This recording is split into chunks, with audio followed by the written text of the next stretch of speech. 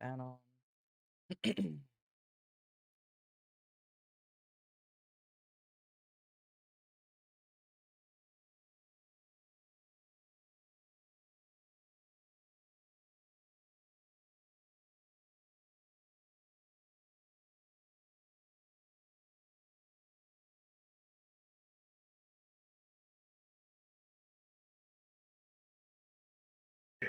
Hello. I'm feeling pretty good. Feel pretty good today.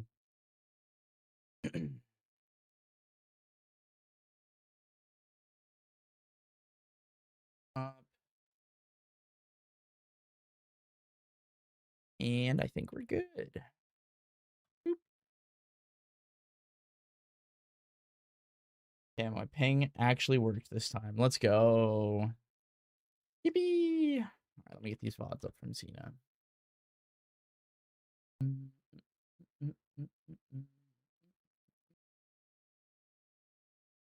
3349. Why is the player not loading?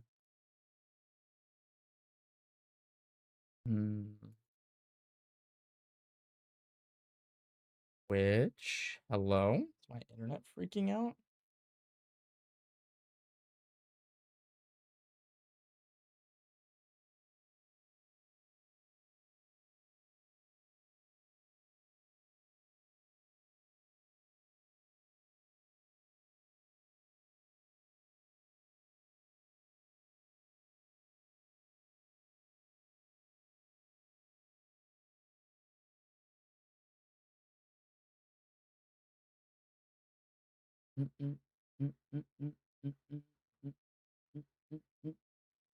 Why can I not load Twitch right now?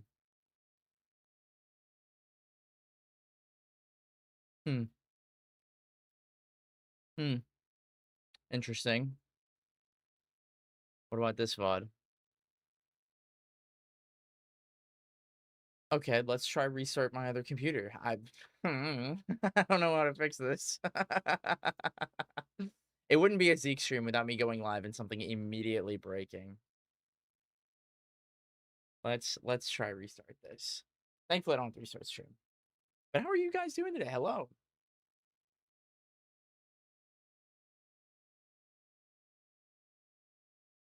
Hi, Cragsire. How you doing, bud? Bad luck. I might be cursed. I unfortunately might be cursed.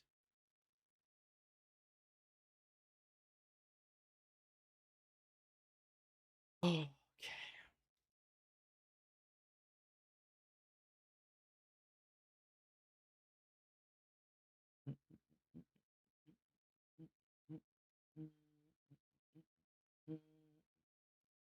Ooh, I want to talk about this tweet really quick.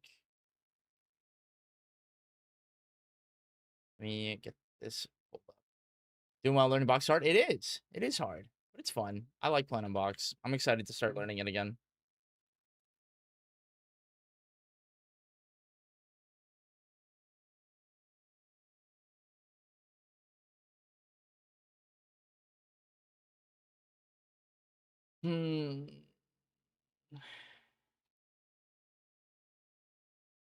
Okay. Let's try this time.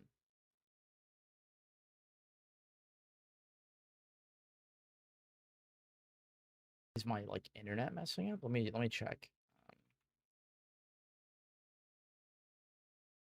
No, it's not my internet. Is it Twitch?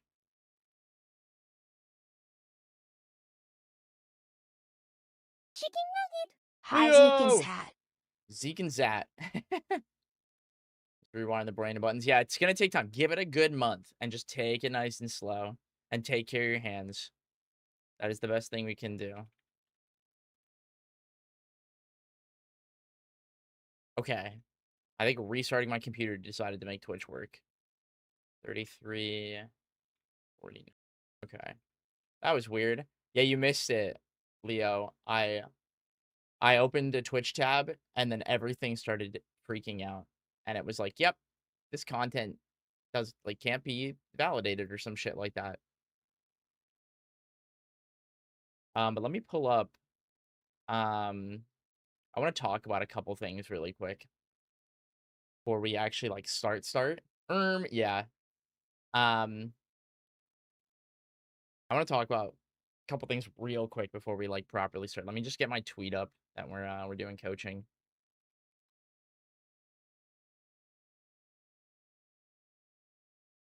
And it's less intuitive to me, but honestly didn't take as long. Yeah, exactly. Yep. It's honestly not that hard. It's honestly not that hard.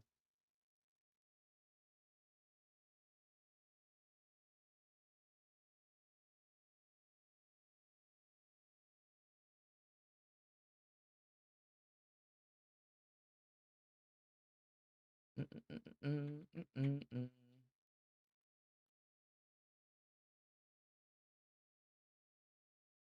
I love this song. That's not the right emoji. Chicken nugget. 12 seconds is a long time. Oh, no, dude, 12 seconds is just it's just so stressful.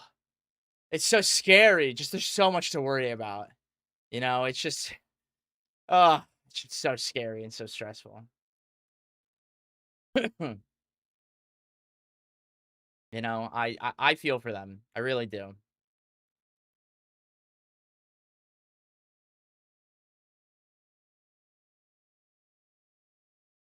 Okay.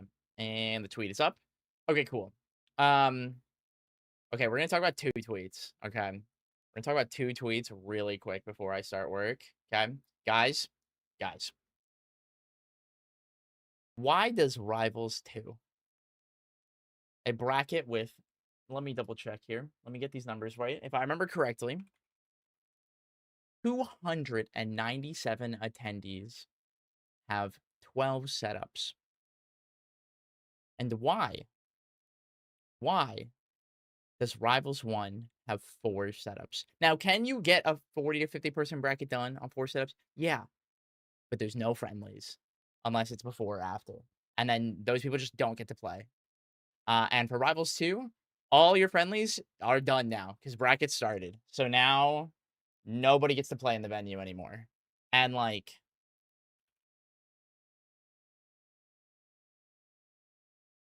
where's the schedule? Um, let's see. Is there any Rivals 2 singles? No. No, there isn't. But you know, we got oh, here it is. Here it is. Here we go. What stream are we on? Here we go. This is our schedule, the tourney schedule, but the streams weird. Weird. Really weird. And then where's that floor plan they came out with? Um second. Yeah, yeah.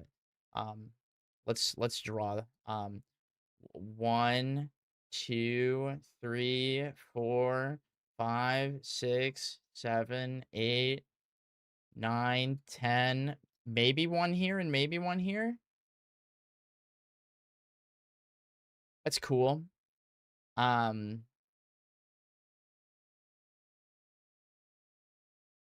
so cool, dude. So cool. Guys, I said it. And like, I'm gonna be a hater for like 2 seconds real quick. I fucking said it to not go until the schedule and the stream plan was out. And you know what? I'm glad that like Rivals 2, I think is gonna be on the main stream. Let me double check that real quick for like the last day.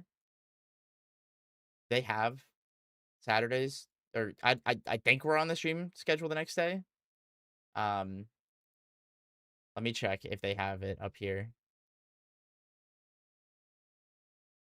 Where's the other days?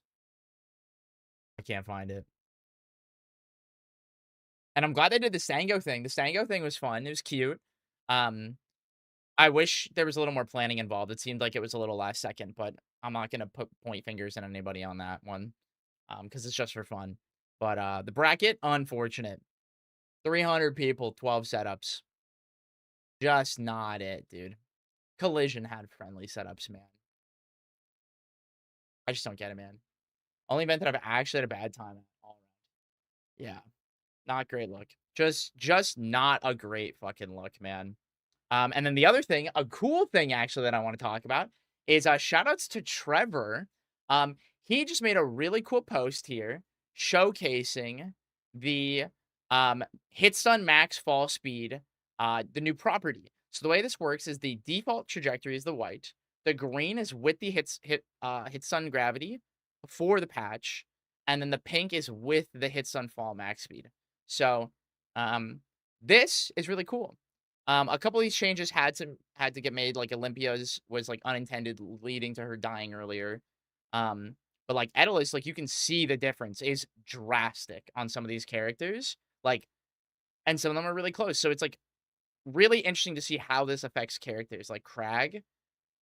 What is it, the pink? Yeah, the pink is the new one. So it's like it's very different and it's really cool. Like I think it's gonna lead to a lot more healthier situations that come out of this. Especially with like getting comboed and stuff like that too. I think it's gonna be really interesting. So if you guys haven't, make sure you go check this out and go share this everywhere. So that people can kind of get a better understanding of like what this mechanic is because it's really complicated.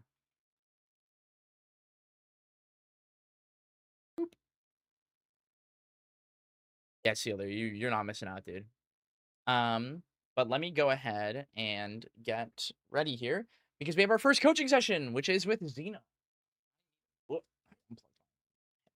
Whoops. Whoopsie. I need a Celsius real quick.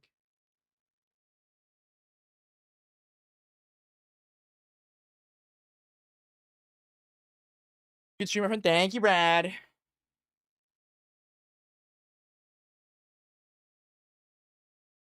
Hope you're feeling better, bud. Don't forget, guys, we got a Zeekly, and Mr. Ron Gunshoe is registered.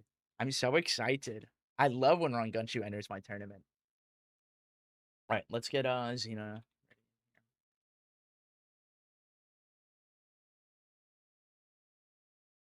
Oh, I heard Evo was great. I heard Evo was pretty great outside of like some stream stuff, but that's the normal growing pains that is to be expected. Um, but the actual friendly setups I heard were mostly really, really good, and they had a ton of stuff good to go. All right, here we go. Um, there we go. Hello? Oh, Discord like freaked out there. This is a good start. It's a good start. Hello. Hello, howdy. How you doing? Doing good. Good, good to hear. I'm getting a background to my flea tattoo today, like right after this, so that's Oh, gonna be hell fun. yeah. That's so exciting. Your tattoos are so sick. I'm happy Yeah, and for I'm you. yeah, very happy to get more. I'm planning. I still need to order a ticket. I'm planning going to a tattoo expo next week too. Oh, that's gonna be so fun. I hope you enjoy it. Yeah. Oh, are you making me watch Gooey VODs? Yes. Do you actually And want to play this character, like genuinely? kinda. Okay. Why? And that's not me to shame you. I want to know He's like the reason. he's just a goofy little guy. He has a Okay. lot. Like I wouldn't just really appreciate his aesthetic. Hmm. I just think he's just like I don't know. I like him. Yeah. Okay. No, if you want to learn him, that's totally fine. Was there anything with the GUI that you feel like you've been struggling with or like not understanding fully? Um.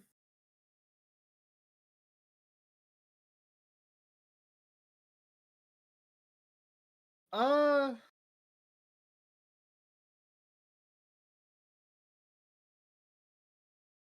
I'm not sure how to. I I kind of like. I know like up.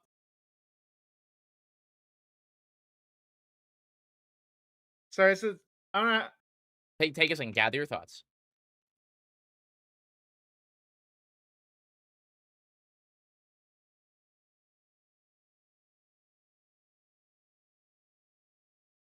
How to find hit? Honestly, like how to find hit. Yeah, like finding a good hit on somebody. Yeah, because like I think with like I think advantage makes a lot of sense. I watched Plups. I watched like most of Plups run Yeah. and stuff. I was like paying attention to advantage. I was paying attention to like his advantage state Hmm. mostly. I wasn't watching super closely to be honest, No, that's but okay. Yeah. The big thing that's like different from him and a lot of other characters is like understanding how to like space while like in the air. to find opportunities, and also understanding like the percents where you can afford to like stay grounded and things like that as well. Because he does have, his F tilt is really good. But he is slower on the Yeah. ground. Significantly so. And so being mindful of that is like a big difference compared to like Fleet, who is also a little bit on the slower-ish side, but not nearly as bad in my opinion. Um, Yeah. the big thing that I definitely want to talk about is just like understanding certain mechanical things about him that are unique. The first thing that I noticed that you did here is when you did this up throw, you're actually drifting backwards here. And this move naturally like throws at like a trajectory like this, which means they'll go vertical if they DI and they won't really go behind you. And so something that's important to keep in mind is that you can drift right as you're hitting the ground here, unlike something like Kirby's. So you can already be drifting forward with him here, which is what makes it possible to follow up on things like up throw. Right. And Okay. so this is the thing that's unique with his throws compared to like other characters like this in the past in like Smash.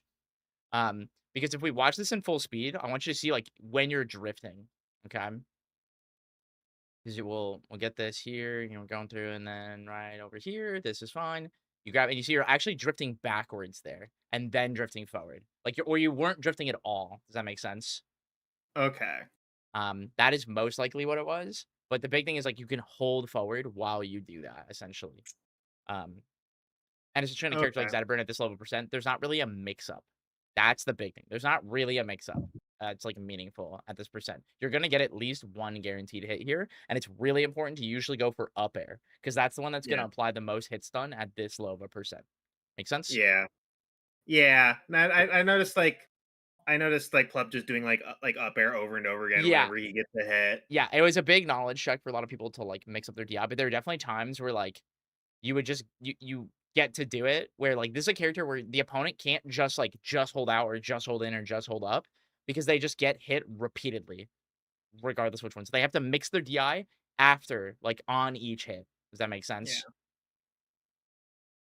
So the goal is to, like, create situations like that. The highest value thing that this character can do is getting a grab, getting an up air, or just hitting them off stage. Okay. Yeah. But when you're at those earlier percents, the big thing in moments, like this is a great one as like an example here, where like after we die here, we come back and we get this hit here.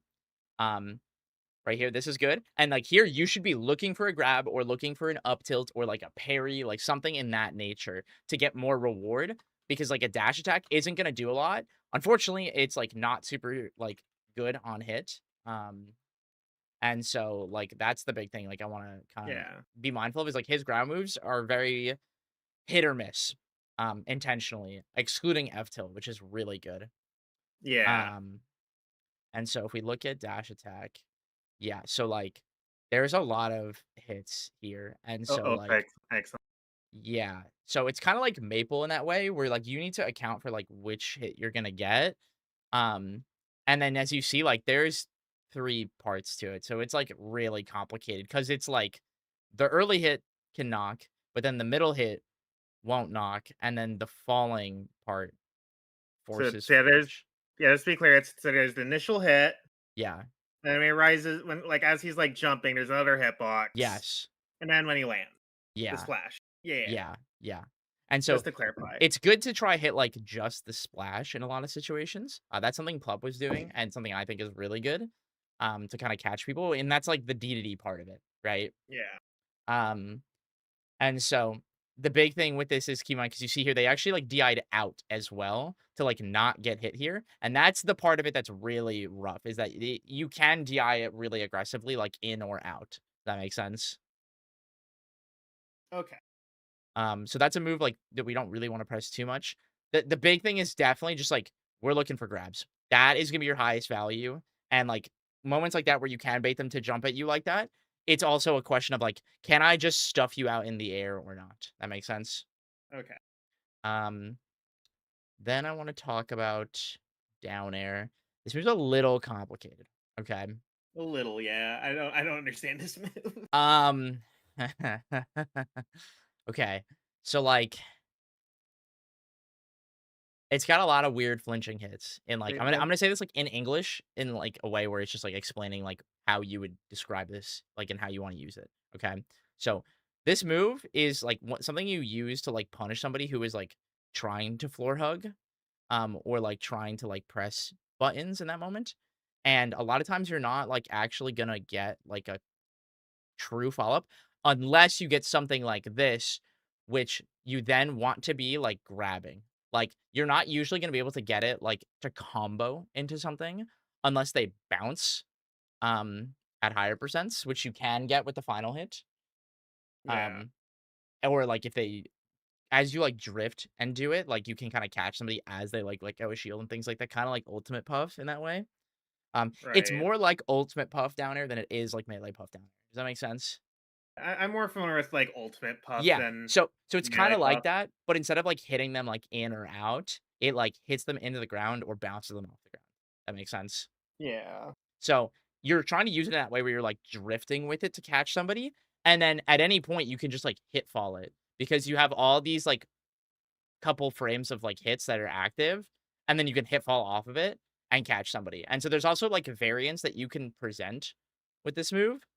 Um, but this move is very SDIable, like very much so, where like when like let's say Gooey is hitting a down air like this, right? As it's like ticking, it's like tick, tick, tick, tick. Zetterburn, as an example, could be like mix you up on each one however he wants, or like Okay. really commit to it going forward. Ryan, do not come into my stream and shill your content. That's bad manners. Anyway, Crazy.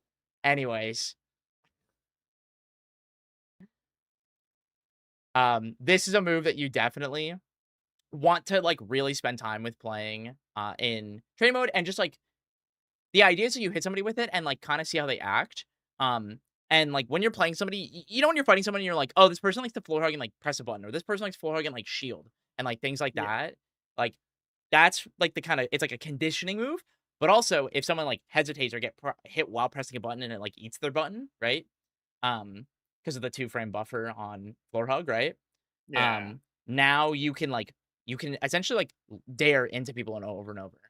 Um, Hold that thought for 1 second. Hey, there is no stream for Rivals 2 pools at Supernova, but you're welcome to hang out here. I'll probably catch and make some notes, and people in chat will mention some of the upsets that happen as people find out on Twitter. But unfortunately, there is no stream. Sorry to tell you That's that. lame. That's lame. It's so lame. Anyways, um, yeah, down air is a really weird move. Um, Yeah. and yeah, it's something that you wanna, like, sit in a training mode and just, like, really just, like, press it 100 times and be like and even or, like, press it, like, 20 times and, like, have a person just, like, SDIing it so you kinda see it. Because it's one of those things it's kinda like Orcane bubbles where, like, you know, when you get up there and you can, like, go left, then go right? Yeah. It's like that, and so you the move I like to adjust this to a lot, or compare this to is, like, it's like upside down Bayonetta witch twist. Where you can fake out the GUI, but it's still really good for GUI. The GUI just has to see it or like or anticipate it really well. In most cases, it's really good to DI behind him, so it's harder for him to grab. But if they do it Yeah. correctly or like at certain percents, then they can get you into up tilt, right? So there is like this push and pull that can happen. Oh, or like if Especially because they're your up tilt is really good at knocking down. That makes sense. oh, it knocks down that early. Wow. Yeah, it I haven't does. one thing I have not looked. I have not actually looked at Gooey's drag down page Yeah. yet. The big thing, like the move that you really want to internalize is like your forward air, your back dude, his 40. back air sucks. This should knock down earlier. Anyway, sorry. And nair, early nair. Like understanding like once you get your opponent to like 50, it's like now everything's a lot easier. But until you get them there, it is kind of hard to hit people. And so you have to like really play the like you know like the floaty style when you think of a character like Yoshi or Puff or Wario where it's like the bob and weave, right? Where you're kind of Yeah. going in and out and moving around people a lot. Um Rather than just like I'm going to go fight you. Unless your goal is to get counter hit and use that as your opening, which is something Yeah. Plup was really good at. That makes sense. Yeah. I should also think of like kind of how HBox plays Puff and Melee. Yes. Yep. Is that a good example? Okay. Yeah, as well as, like, it's just, like, putting yourself in good positions where, like, let's pretend, like, we're on a different stage here. If your opponent's here, it's tempting when you're in a position like this to, like, want to just, like, dash at them. But a character like this, unless you're going to dash in with the intention of, like, getting hit to floor hug and find an opening, right, is, like, instead you are more encouraged to want to retreat to find openings or to do, like, small micro movements. Does that make sense? Yeah. And find opportunity through observation. He doesn't have a lot of great, like, safe whiffing either, unless you're, like, landing with the move, and using something like the neutral air, like the roly-poly. That makes Go to sense? roll, yeah. Um, so there's a lot of tools to work with, but it's very important that you kind of have a good feel for when they actually knock down, or you will just feel like you're throwing a wet noodle all the time. Because once you get to 50, he's really good. Like, genuinely, I think he's really good. Um, because he kinda is in the same camp as a character like Fleet, where it's like the early percents are where the matchups really show, but any matchup is winnable if you just hit a back air or an air with Fleet at, like, above 50 or 60, right? Yeah. So, Gooey is like that too, on top of his throw is even better than yours. That makes Yeah. sense? One thing I discovered I enjoyed in like plat fighter characters is I do just like having that like very like simple win condition of just having an insane advantage state. Mhm. Yep, and, like, there's a couple different ways that advantage state can exist because it can be, like, crazy combos, or instead, it can be something like, it could just be, like, a really strong position rather than a bunch of, like, crazy confirms. And then I wanna talk really quick just about his down air. This move, like, doesn't, like, spike like you would think it does in, like, a conventional way because people can DI out really well. So it's better to Yeah. just, like, keep fairing over and over. Which is like, Right. you know, in Yeah. Ultimate when Puff does like the fair nair, fair, like to just like push them down, where you're like falling with them and then doing like short jumps. Yeah. It's the goal is to just like kind of just sit and rinse and repeat people. Like that's really it. And then if you can't burn the resource, quick enough, it's to try to like beat them to the ledge or to like not get reversaled by them as they're getting past you. Like that's the key. Because as long as you're not getting reversaled, you can use all six of your jumps and have a grand old time. Like Yeah. you don't have to sweat. Like the amount of times Plup was going out there and jumping 6 times, and sometimes Zetterburn would make it back, but most of the time they didn't. So you don't be Yeah. afraid of using them all. Because you always can just side B back and like angle it up and get a ton of distance. Yeah. Make sense? Yeah. And, like, this is a good example where you kinda have a good knack for, like, understanding, like, what I'm talking about with, like, the picking your fights kinda stuff, where here, you kinda just, like you're playing the percent game here, where you hit him, and then you didn't get anything, and you played passive, then you're like, "Alright, well, we're just gonna restart." And, like, this is good. Like, this is really, really good, the way you played Yeah. that. That makes sense? Yeah.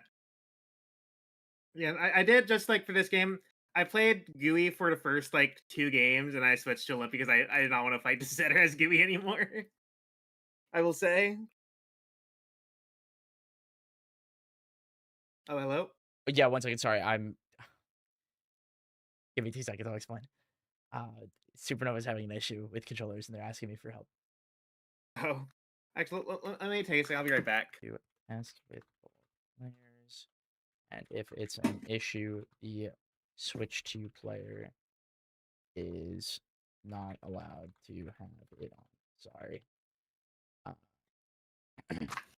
Reminder, guys, if you play on a Switch 2 controller, currently it requires Steam input, which does mess up other controllers. Um, Sorry to anyone who wants to play on one. They're working on it already. I can tell you the devs are working on it. So hopefully later this month that will be fixed.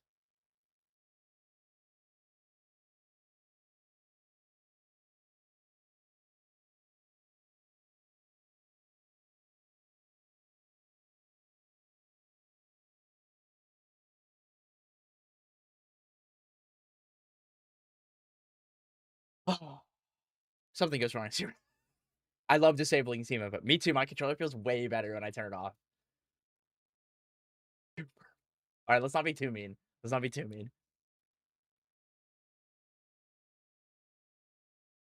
I Yeah, just want to dude, grab my. it's awesome. Oh, you're back. Good. Hello. Yeah, Um, I was just grabbing my phone because I want to yep, have the I just want to look at. I just want to have the drag down available to yep, me. perfect. Yeah, yeah. Because the big thing, and then Yeah. like, see here, it's like you did this throw again, and you didn't drift when you did it. And again, this is something that's like very different from like Puff and Kirby that you are able to do. Is like you're not drifting early enough. Okay. And so that's something to like go into training mode and just like do it, and you'll be like, oh wow, that's stupid. Like it's Yeah. really good. So yeah.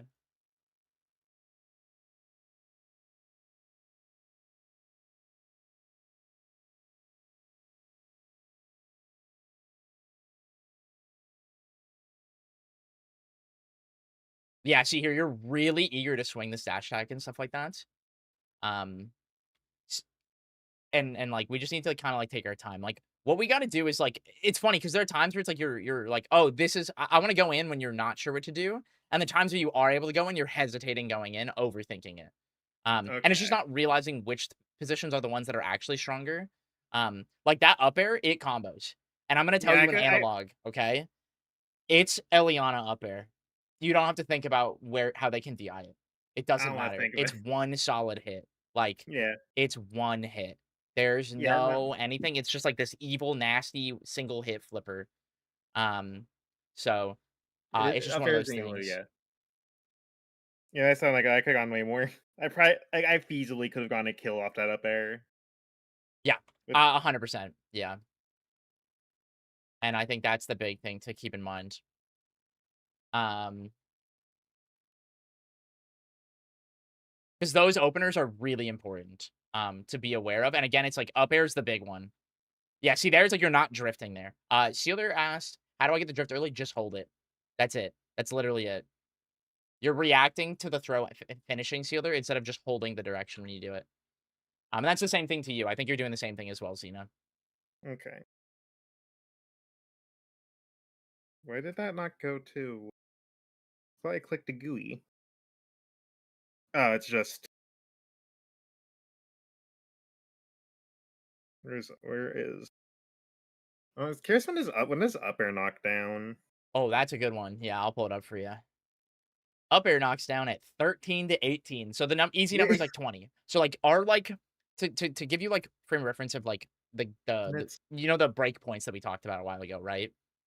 been We a have safe. Yeah. forward tilt is like 40. So like forward tilt is kind of in the same camp as like forward air. But before that, it's like up tilt and up air. And then once you get later, it's back air. Um, oh, and Oh, then is big gooey is also a one. It has different knockdowns, but that's a whole nother can of worms. And like the whole thing with big gooey is like the way you consistently get big gooey is by like confirming off a throw or like an aerial into inhale is like the most reliable way you're going to get big gooey. Um, yeah, And so people are testing this stuff, so keep an eye out on like the GUI Discord. I yeah. I know like remember. Chef Q has been labbing this specifically. So there's like a lot of people that are really interested in this. So just keep an eye out for that and start being Yeah, creative in training mode because yeah, that's the sauce. yeah. I had a conversation in the GUI Discord about Big GUI Yeah, about like it does make me sad. I feel like the correct way to use Big GUI is just like you get it, you and then you immediately get blow your. it. Yeah, Yeah, I that just feels kind of lame because I want to play as yeah, Big I GUI. agree. Because it's Like, the negatives are too high because he gets comboed so much harder, which makes sense because he's a lot stronger, but he's not very unique. And so hopefully, that's something that could totally change. yeah, But I think right now he unfortunately is just not super interesting. Um, there you go. okay, so you wanted to talk about this one, right? And Yeah, that was you want to talk about your recoveries, right? yeah. Okay. Let's give this a watch here, just kind of like passively. Um, Because Olympia's a character I want to mess with again. nice. Yeah, she feels great, hey?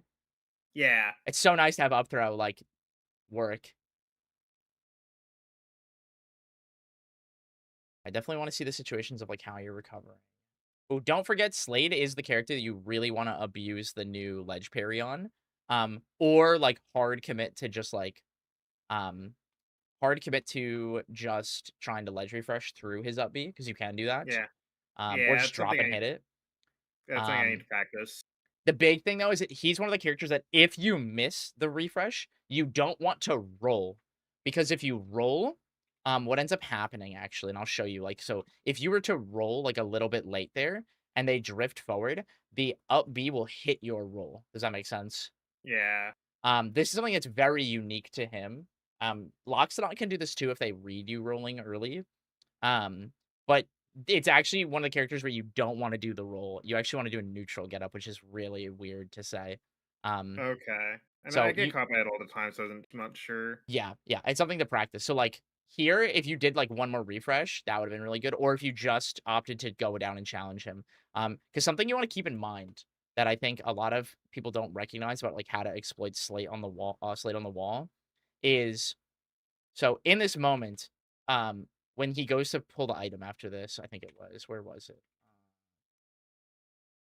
If they have to pull items so like this, right? It's, like, immediately going off and calling them out for pulling the item, or hitting them as they glide toss. And so the thing with this is that they can tech, but they're more likely to be holding up, which means that there is a higher chance of them missing the wall if they're not perfectly aligned with it and teching it. Does that make sense? Right, yeah. Um, and this means you can kind of hit them like as they're doing it. Um, it's one of those things that you can definitely mix up, but overall, we definitely just want to get more confidence around like the up B.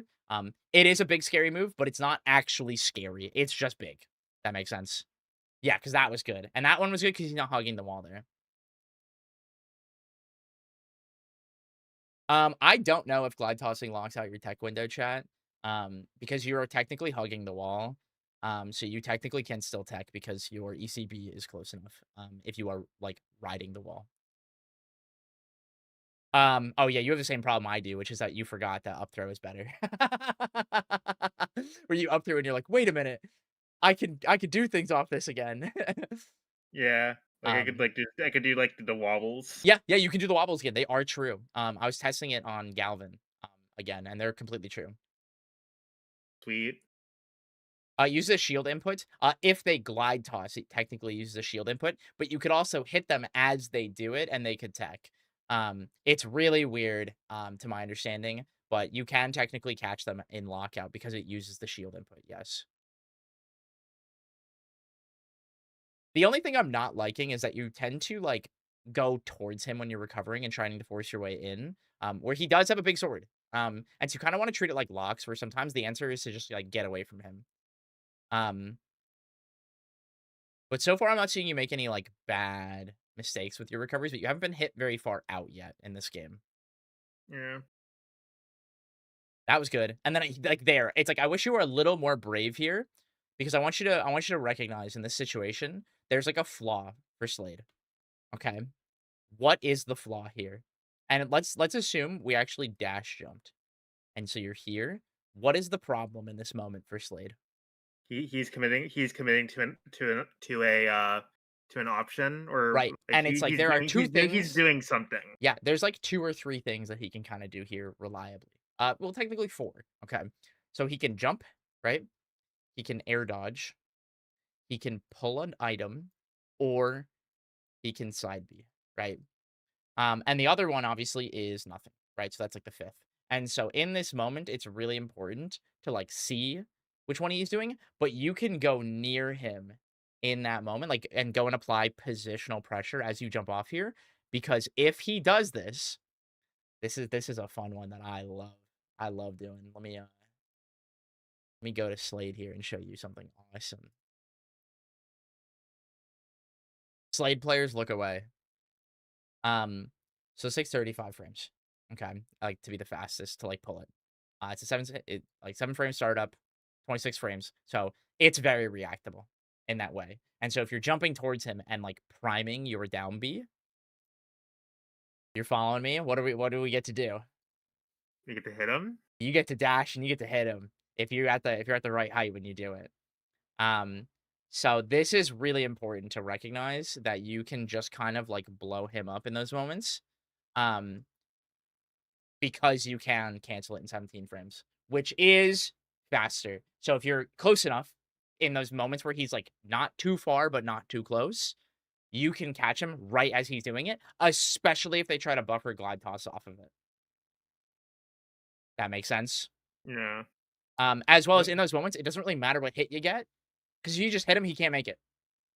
Yeah. Like, he Just just like can't make it. Like, it's just, one hit. As well as the other thing is, if in this moment, the other thing that you did wrong, and this is really important in this matchup, let's pretend this is like Edalus. In this moment, if you were to jump off here, right, and then go, "Ooh, I don't like this," we would immediately go to the ledge and react so that we could catch them on their way down to the wall or call them out for recovering high. That makes Yeah. sense?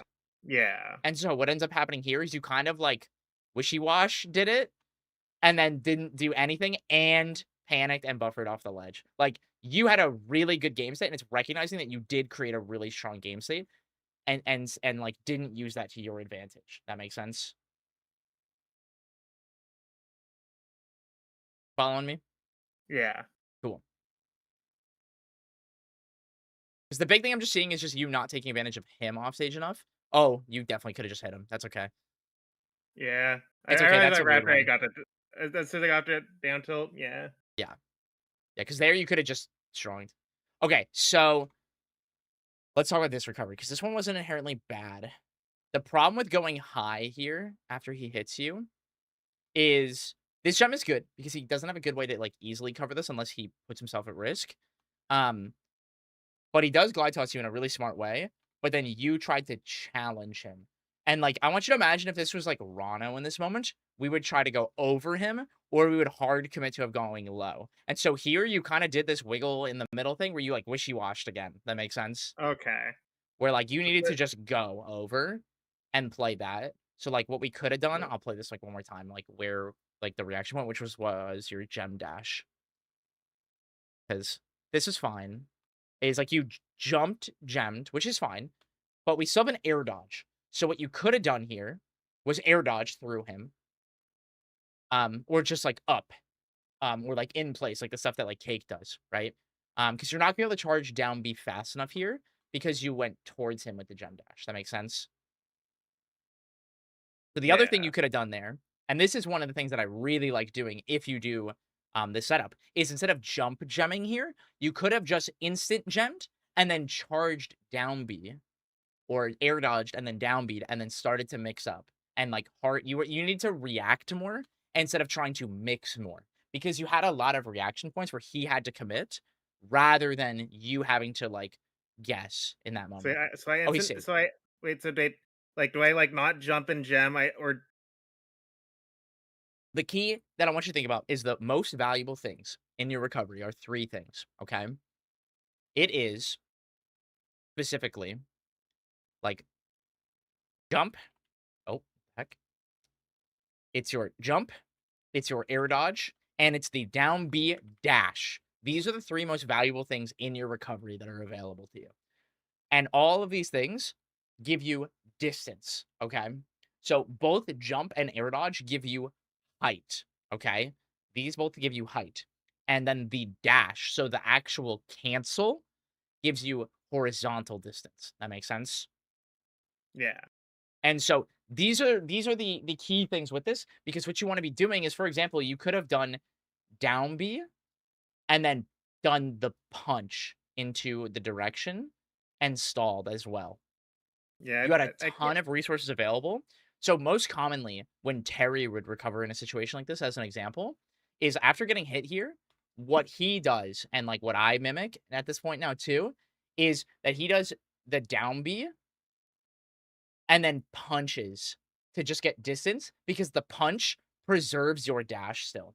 But if you're going to commit to going high here, then it would just be to shoot the gem and then cancel it and just let yourself fall because you're not going to die. Because you have your jump, your air dodge, and all this. You can climb from literally the magnifying glass. Because the key here is if you get to the wall, you have like a 90% chance of living. Yeah. Following me? Yeah. And so that's the thing is like you don't really want to go through people, especially because you can't fast fall the side B anymore. So like that mix up is kind of gone now. Makes sense. Um, and then this one's funny because you just like I'm assuming you just like didn't react. But what you want to do, in these moments like this where it's like, oh, I might get hit as you're like going down here like this, is make sure, you tech and buffer side B in these moments.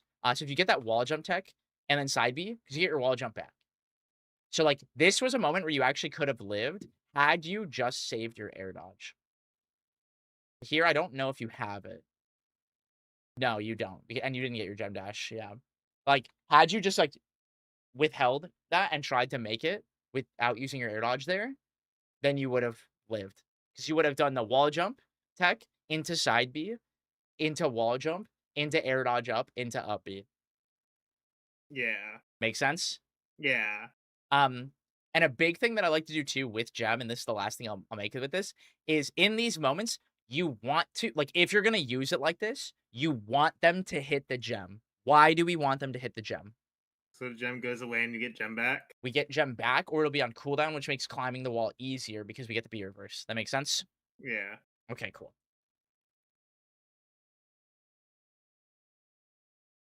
This actually reminds me, I just want to make like a random rant on stream. I have been hitting the forward air spike like on accident a lot in my gameplay, where like moments like this where it's just like, I feel like it should have a lower priority. Hitting this and it being the spike feels so weird. You probably could have comboed off it anyway, but like it just feels really weird to hit that. Like with the Yeah. fish. Do you know how to glide toss it? Okay, yeah, good. Yeah, I that's don't, one of those I things don't to know just do how I more. don't know how to use glide toss, but Well, you actually did the right thing here, funny enough, and I'll tell you. In this moment, what you do here is you do this into grab, okay? yeah. That's the key, is using it into grab. That's gonna be the most, consistent way you're gonna get anything off of it. Yeah, me too, Leo. That is the one thing with the right stick roll, it's harder, but, um, I just do aerial glide toss instead then.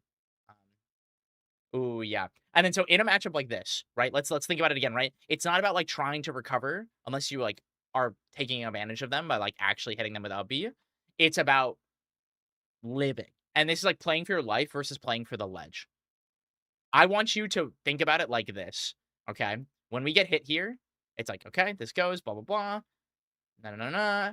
Bam, bam, bam. You get hit. You touch this wall, no up B. I've recovered. I'm alive. In your brain, you have to be like, this is not scary at all. All you have to do here is like either down B or side B into the wall and react to what he does on ledge because you can comfortably tech anything during this and continue to keep climbing the ledge, climbing up to the ledge or onto the stage. And especially at a percent like this, if you get hit across the stage, you're not going to die. So we have nothing to be scared of. And at worst, he like grabs and throws you again. That makes sense. Okay.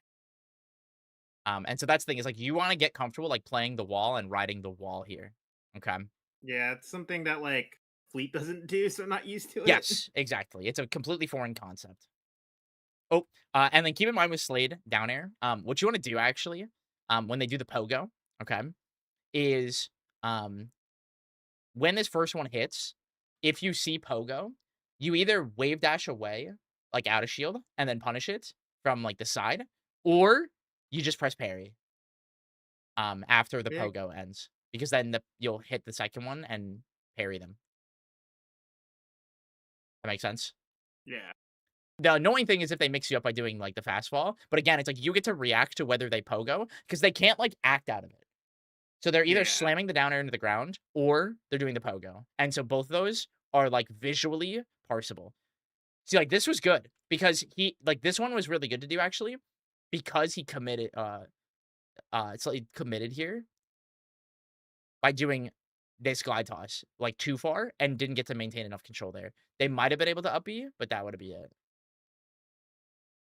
And then see here, you got kinda scared, and then you thought too much about the gem and using gem dash instead of doing the B reverse here, the wave bounce right against the wall.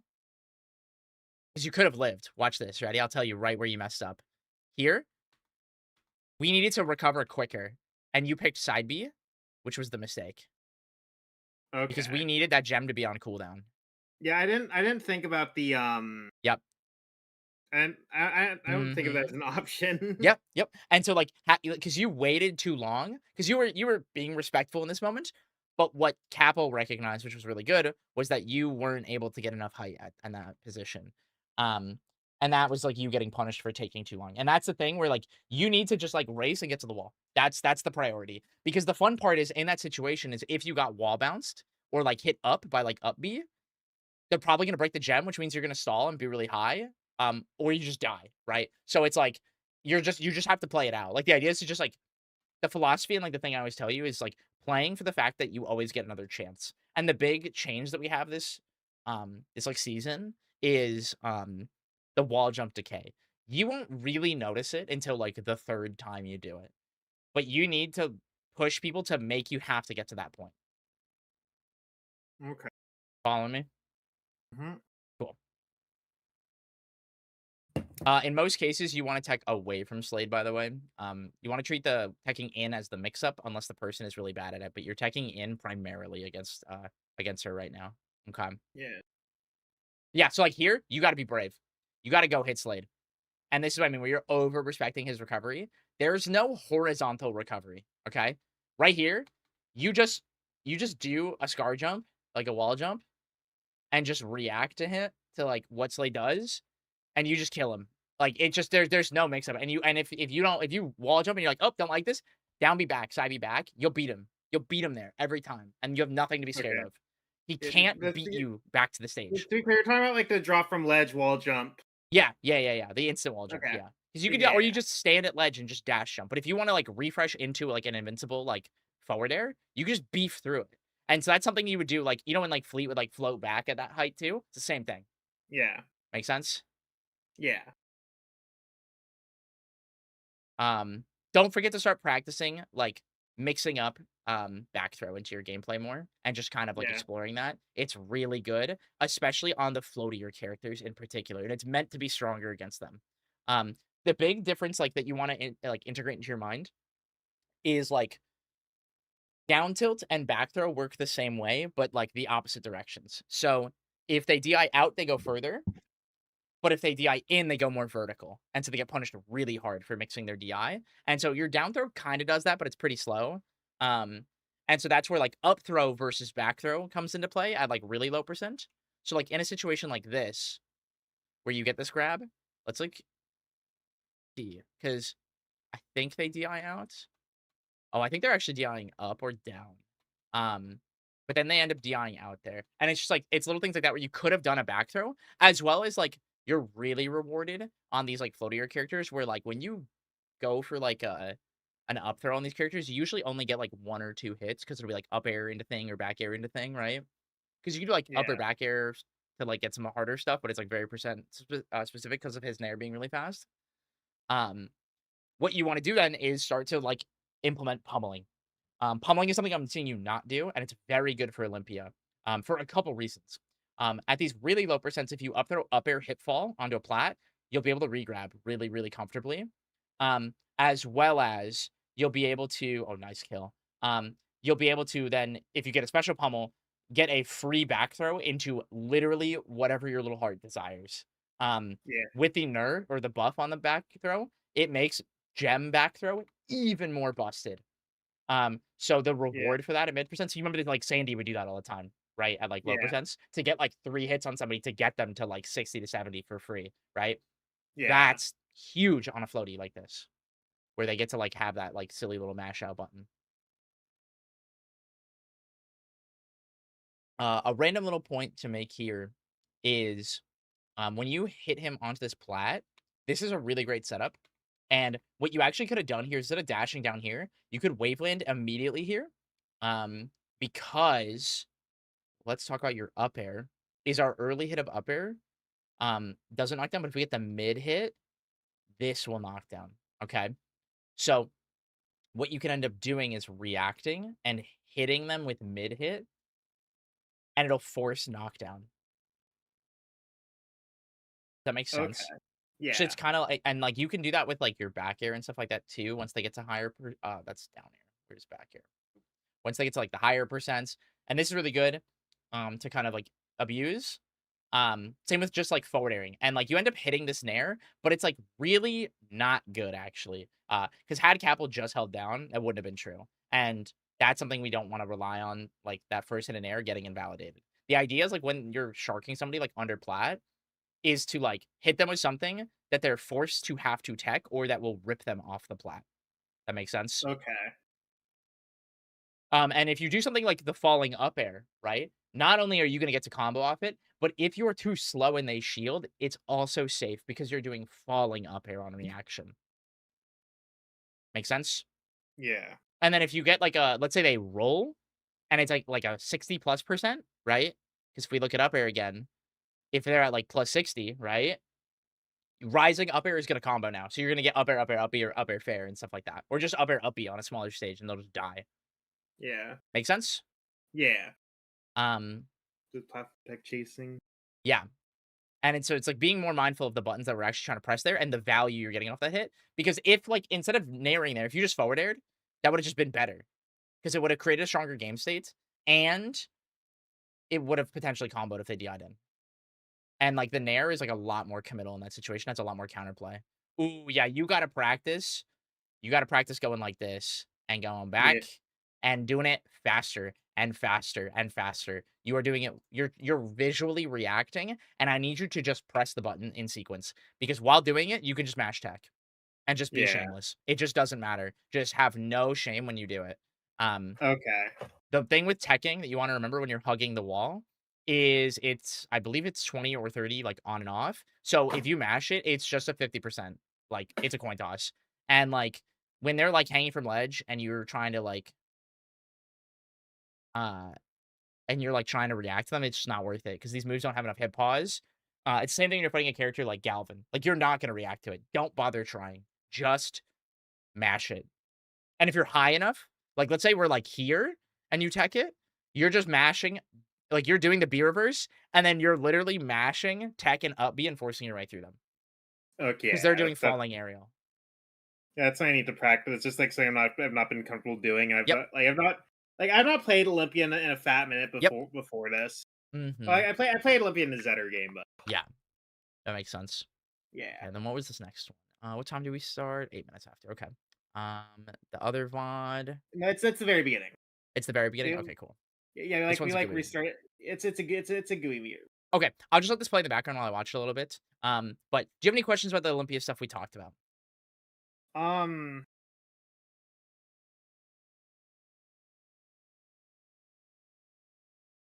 like I tend to like explain like my like I tend to just like chase you with Nair on platforms, and I just think it's like I tend to just do It it because it's yeah. easier. It's yeah, exactly. Because in our brain, we're like, "Oh, it's this big lingering thing," right? But think about, like, Yeah, forward air, right? Let's, like, look at this. Where is it? Forward air? Like, this move does linger. If that's what your goal is to do that, and you're playing around, like, the knockdown, that's what we're doing. It's like we're like, what you need to think about more is not trying to cover more options and linger. It's about what percent they're at when they get hit or thrown onto that platform. Because the other thing too is, like, if they're at a too low of a percent, what do you think we're supposed to do? If we're forcing them onto plat.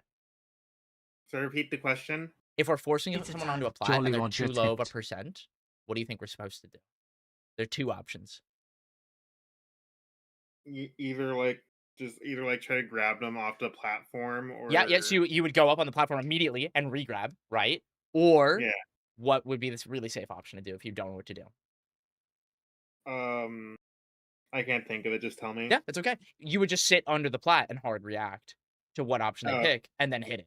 Or not, okay. right? Like, you would just play it fully on reaction instead of trying to cover. Because what you're doing again is, like, your big struggle right now as a player is, like, the wishy-washy of, like, trying to do something and also be extra, extra safe. And so there are ways that we can go about that, like we've talked about with, like, as you're moving, being aware of, like, I could get hit and, like, priming yourself for your defensive options. But when you're in advantage, you need to go, I am going to push this advantage and, like, be ready to hit somebody or, like, push, or I'm gonna see what you do and play off it. Okay. And it's like, pick it, commit to it. Because it's like, whether you're gooey, whether you're fleet or whatever, if you hit somebody and you're like, I don't know what to do, just like we've always talked about, let it play out. But internalize the moments where you're like, oh, I can push harder here. And don't Yeah. try to just like lazy cover it to be like, well, I'm supposed to hit you here.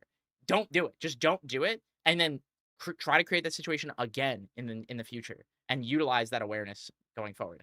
That makes sense. Okay. Yeah. Really quick, just to show That you is the the GUI thing here. You get this grab and you do the drift correctly on this one. Um, yeah, see that? It's very different. So you off the bounce, you're going forward. But you pressed forward air here, and kept moving in when it wasn't safe on hit. it's not safe on hit at that Because percent. he's light and floaty. Yeah, that's right? Because if it was a fast faller, that'd be different. If it was Etalus, you could do whatever the fuck you want to him. That makes sense.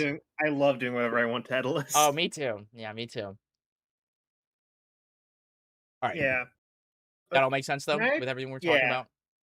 Yeah, so I kind of can I explain this like what like how I think of like how I want to play this game for a Yeah. second? Yeah, yeah, go Just ahead, tell me. like I do like Oh, wait, so I accidentally like unplugged my Fleet will headphones. always be my main, to be clear. Like there's like very few characters that I could think that could come out.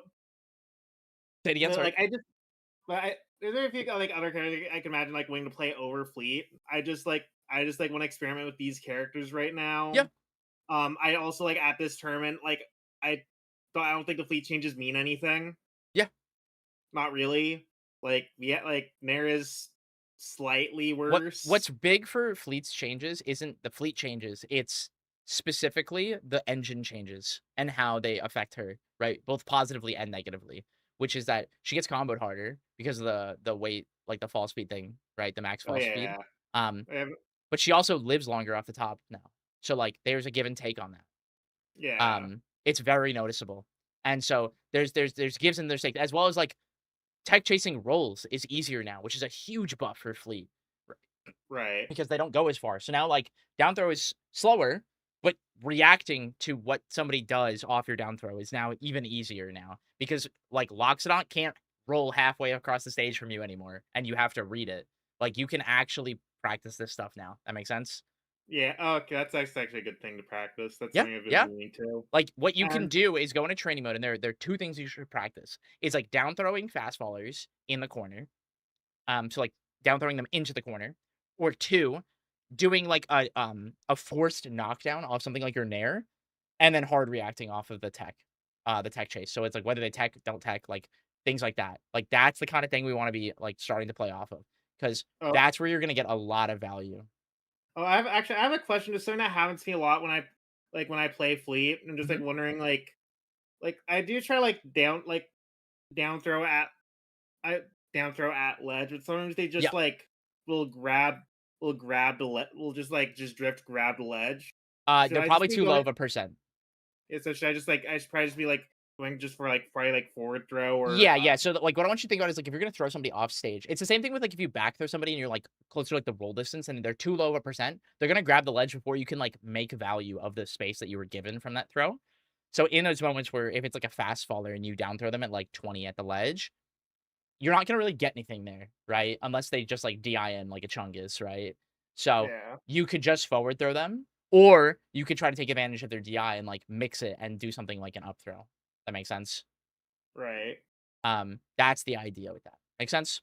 yeah, But the thing that really want you to think about is like play to like we've talked is like play to your strengths. There's a lot of value in like creating really strong game states, and it's reminding yourself what those game states are and how strong they are, and being aware of just like, oh, I can't actually do something here, and that's okay. Like that's the key. Is like, and that's okay. And I think the moments when you're really good about that, like with the early in the session when you got that hit with Gui, and you're like, oh, that was not safe on hit. Like being more cognizant of things like that with all the characters you play, and just like in general, like I want you to spend some time just watching the game in general this weekend, and looking at moments where like watch when like Cake hits somebody, and it doesn't even have to be Fleet. It could be Forsburn, and look at like what he does when he hits somebody, and he's like, I know I don't get more, and then look at what happens when that situation repeats and how he plays it uh, based on like, the observations that he's made on that player. That makes sense? okay, yeah, Cool. All yeah, right. Go ahead. because like yeah, I do really like going at you with like general stuff like this. Mhm. I do need to talk, I do want to talk to like other fleets about like more like Yes. fleet specific things. Like I've been like meaning to talk like Saw Step or something. Mhm. Yeah, I think this is the kind of stuff like this general stuff of just like at what percents do you like to kind of do this stuff and why? And the key is why. And like start to talk more about the why and ask that question because that's what's going to give you justification. Not because there are a lot of times where it's like, oh, it just combos, it just works, right? But there's that open ended, like the push and pull of the game, right? Where it's like when both players have agency, that's the part of the game that's hard, but that's also the beauty of the game. It's like understanding when you let someone make a turn and like make a choice so that you can rip it away from them. Yeah. Because you can down throw Slate off stage and go, okay, what do you want to do? And it's like, oh, you want to upbeat? Well, I'm gonna parry you and you're gonna die. Like, and you let them do it. where you make them feel like they have to do it. That makes sense? Okay. Yeah. Actually, let me see if I could find it. Okay. I want to. There's just like what one quick. I'm trying to find time. So just like one quick thing. Yeah, yeah, yeah. Uh, Also, Jollyroger, hey man, you're up next. Thanks for using yeah. code Zeke. By the way, guys, don't forget to use code Zeke in the store. There was a.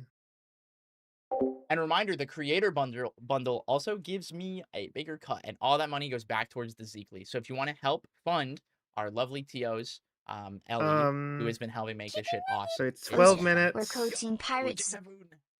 Yeah, 12 minutes. Like 12 minutes, 10 seconds. Can we just like go over Yep, that really quick? yep. So Yeah, so it's I should have won to set off this, okay, but then like after this I got reverse 3'd. Like I got this. yeah, you got I distracted by think I the could. goober. Okay. Yeah. Okay, so what you had to do here, just immediately, is when you hit that mire, you threw him into it, waveland upstrung onto the plat, or like downstrung. Yeah. Just Um, just that up was like the smash. immediate thing that you did wrong. Like Was just like you went yeah, for an arrow, and so a very common thing I'm seeing you doing, a lot right now, is your finishers are like kind of weak. Um, and so like being aware that like on this stage, the ceiling is high, right? So if you were gonna kill off the top, it would have to be like this is one of those moments where like I sure do hope this up air kills, right? Instead of just like hitting him really hard. Because what you could have done here is because you throw him into the mire, it forces a tech situation. And no yeah, matter how he techs, you can on reaction Dacus and cover it with Gooey. yeah, So you don't have to think at all about it. That move yeah. is heinous, like actually heinous. It's What like, what if gooey, Edward's upstrong always worked? Yeah. wait, Dad, 1 second, sorry. Gooey Gooey up upstrong. front. It's really Gooey up good. touch is a silly move. Yeah, it's really good. It's really good. And so creating situations where you get to guarantee it or abusing it like out of shield, even like Zetterburn would, is really good. So trying to Yeah, create situations like that as your finisher is really important. And that's where like the mire comes in handy because the best place to get someone on a mire is on a platform because there's nowhere for them to run away to. Where if you mire I someone anywhere on the stage that isn't just like the corner, it's not very good. yeah, I could just I probably could just like waveland held down smash. Yeah, literally. And he would have died. Yeah. Yeah. That's Yeah, that's just the way it goes. So that's just one of those things to just be aware of. That makes sense? yep. Cool. All right. Any final questions? No, this was a really good session. Just another like good overview. Really Woohoo! appreciate it. Yeah. No, I thank w you so much for your patience as always. Appreciate you. Yep, And keep me updated. I'll talk to you soon. yep. To see you later. Bye. Woohoo! Yippee! By the way, guys, don't forget we have a Zeekly Sunday. We got a Zeekly on Sunday. Supernova ends on Saturday night. So we will be doing another Zeekly this weekend. So if you guys want to enter, make sure you get in here.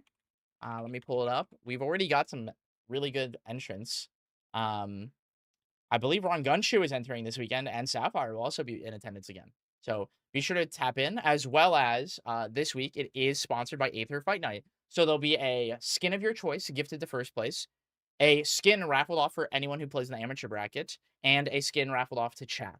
So be sure to, if you can't enter, come watch as well. We'll be around, and if you have any other questions, be sure to join the Discord. And if you're enjoying my coaching so far, be sure to check out my website. You can become a member today, or you can even purchase things like written VOD reviews and all that fun stuff. Share your fleet tattoo. Yeah, post it in the Discord in the media. I look forward to seeing the update you get on it. Let me go ahead and get ready here for Jollyroger. We got VODs. Boys got VODs. That's a Lorena on the screen. Oh no. And a Galvin. Oh no. Song? You can do the current song. Exclamation point current song.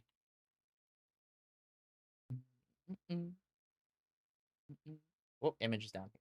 Oh yeah, that's the sequence. Oops.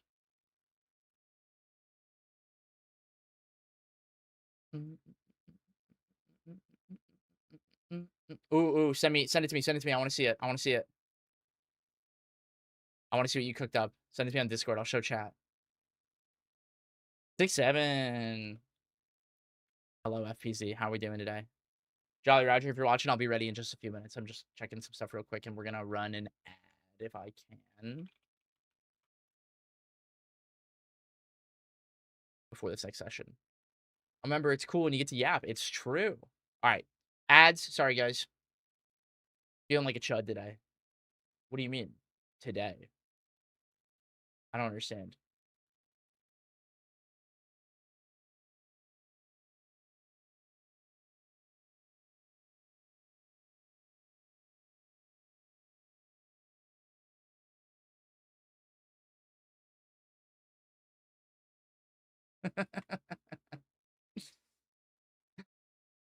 You know the funniest part about this whole thing? And, like, all the love to the Orcanes, it never feels good to have to, like, change your game plan, like, I get it. I genuinely do, and I've been poking fun at y'all, is one thing above all else. There's nothing that says you can't just shoot the puddle the other way. There's nothing that says you can't do that. It's just like slip. Just throw it backwards. Just throw it backwards. But fuck doing it at the opponent. And if there isn't one out, you just poop. You just poop. You just put it down. It's that easy. It's just that easy, man. Yeah. It's so funny. It's just so funny, man. I love Cake's tweet in particular about it. Where was it? It's really, really, really good. And I think he summarized it better than I've ever done it. Because he said it in like a really direct way. That was like very honest. Yeah. So here, Wisely made a tweet that was like, hey, is Orcane broken now or was he gutted and unplayable? Like basically he's like, what's the vibe? Like I'm seeing both. People are saying both. And Kate goes, the biggest giveaway that lets you know a character is broken is when their main complaint is that he's not fun. And after nerfs, instead of calling him bad.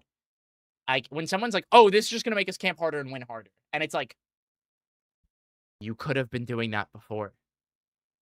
There was nothing that said you couldn't do it before. And this doesn't change that at all either. It literally doesn't change it. If anything, it actually makes it worse because the puddle doesn't persist between you and the opponent and, like, you dash dance camp them and, like, bubble camp. Like, both of those things are literally worse, which made camping so much better. The problem is that forward air is still stupid, but that's a whole nother conversation. Yeah. Someone melt that guy's wings under the cake post. Oh, that's an alt account. I won't engage with that. If you have one follower on Twitter and you reply to me, I don't engage with you. Yeah. Well, it can't BS and it was so dumb. Yeah, dude, it's not hard at all. It's not hard at all. And it's fun. And Orcane is fun. If you don't have fun deploying puddle and shooting droplet, you're missing out. Like, it's so much fun pressing buttons with that character. And to, like, Doom, when he's doing all the same stuff, like, Natty Solo put it best. He's doing the same shit. Just gotta think a little more. That's it. It's awesome. I love it. I think it's great. I think it's really genuinely fun. He's still really, really fun. I don't know, Orcane Z. 12 seconds is a short amount of time. I'm gonna maybe I'll play some Orcane later and just count to 12. Maybe we'll practice counting. Maybe I'll play the song, the I can only count to 4, and just every 4 seconds put out another puddle. Maybe that's what we'll do. Yeah, me too, Thymos. No, it was great. I talked to Liam, and he put it so well. Liam being Gizmo, for anyone that doesn't know, from Rivals 1. He just goes, oh, this is nice. This is just what it should have always been. And it's just one of those things that in hindsight, it just never, changed. But, like, it's cool that, like, it's been changed. And, like, I think there are other great ideas. Like, one of the things we suggested for so long was, like, what if it was based on the amount of distance between him? But to, like, make it laggier, but it just still persisted. It, like, the problem is that it just existed for so long. Gizmo from Multiverses? God, I wish. I love Gizmo. Okay, let me get ready here for you, Jollyroger. I've finished my yap sesh. Alright, let's get started with this next one. Hello! Hello. How we doing today, my friend? Pretty good. Good to hear. Chilling. I got to walk around my lab with a Geiger counter today, which was kind of fun. Can you legally say Yeah. that? Yes, I'm the radiation safety officer at my work. So like the safety meeting. Mhm. One of the motherfucking one of our guys was like, oh yeah, that new machine had a radioactive component to it, and I was like, why the fuck did you not tell me that when it first came in? Yeah, what do you mean? Like we've just been I was walking like- around today. I've literally I'm literally going to jail if I don't document that. Like, so yeah, but apparently, like, it doesn't give off enough Enough. radiation that's like in the background. So But, it's like like- it's literally. But like, are your But yeah. jellies okay? What? Are your jellies gonna be okay? It's just alpha decay, so it doesn't even penetrate skin. Oh, good, So good. it's fine. We're all good. I love that you knew what I meant. I gotta know this shit. Oh, dude, yeah, you don't want to feel it in your jellies, man. That's when it's bad. Yeah, you don't wanna. All right, my You friend. don't So, wanna. it's been a bit since we've been able to kind of catch up with all this. So, you are going to CEO, right? I am going to CEO. Awesome. Yeah. What have you been working on? And are these VODs on current patch that you sent me?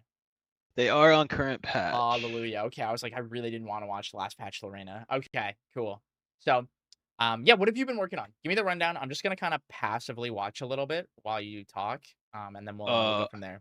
Shit, hold on. Speaking of work, Oh, notes if he can just run the next 2 samples. My fucking CE run, like the blank failed.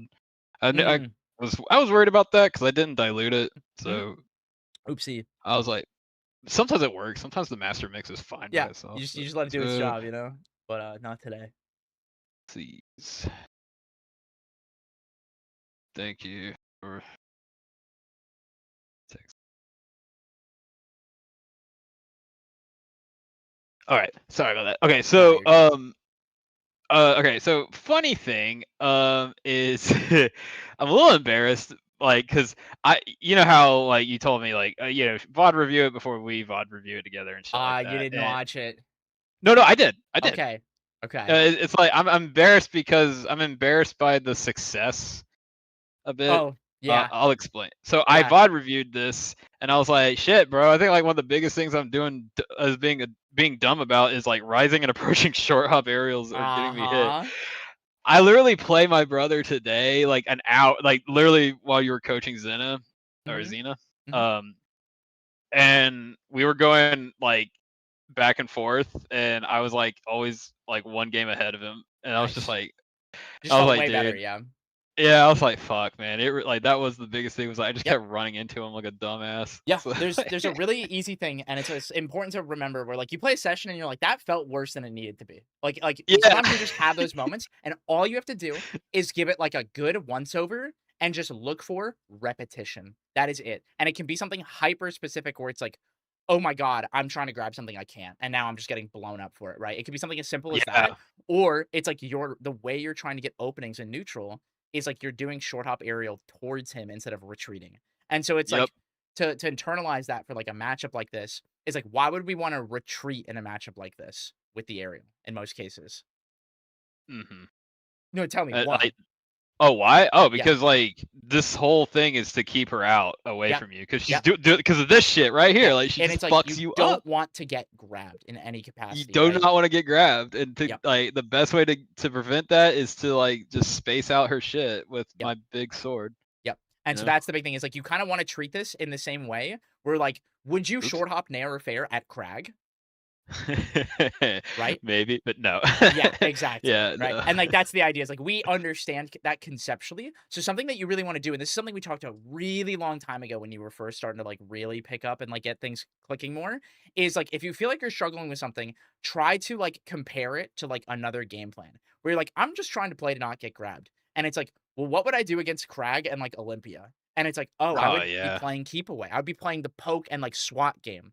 That's what we're doing versus Lorena. And it's the same game plan, just a different flavor because there are a couple different tools. So like even another matchup to make it even like closer is like it's Loxodon without a sword. Yeah. That makes it a lot less scary, hey? Yeah. And like that's the kind of thing is like the neutral is just that, but there's no sword. It's just a funny little thing that she plays with. Oh yeah. Go ahead. So let's see. I've gotten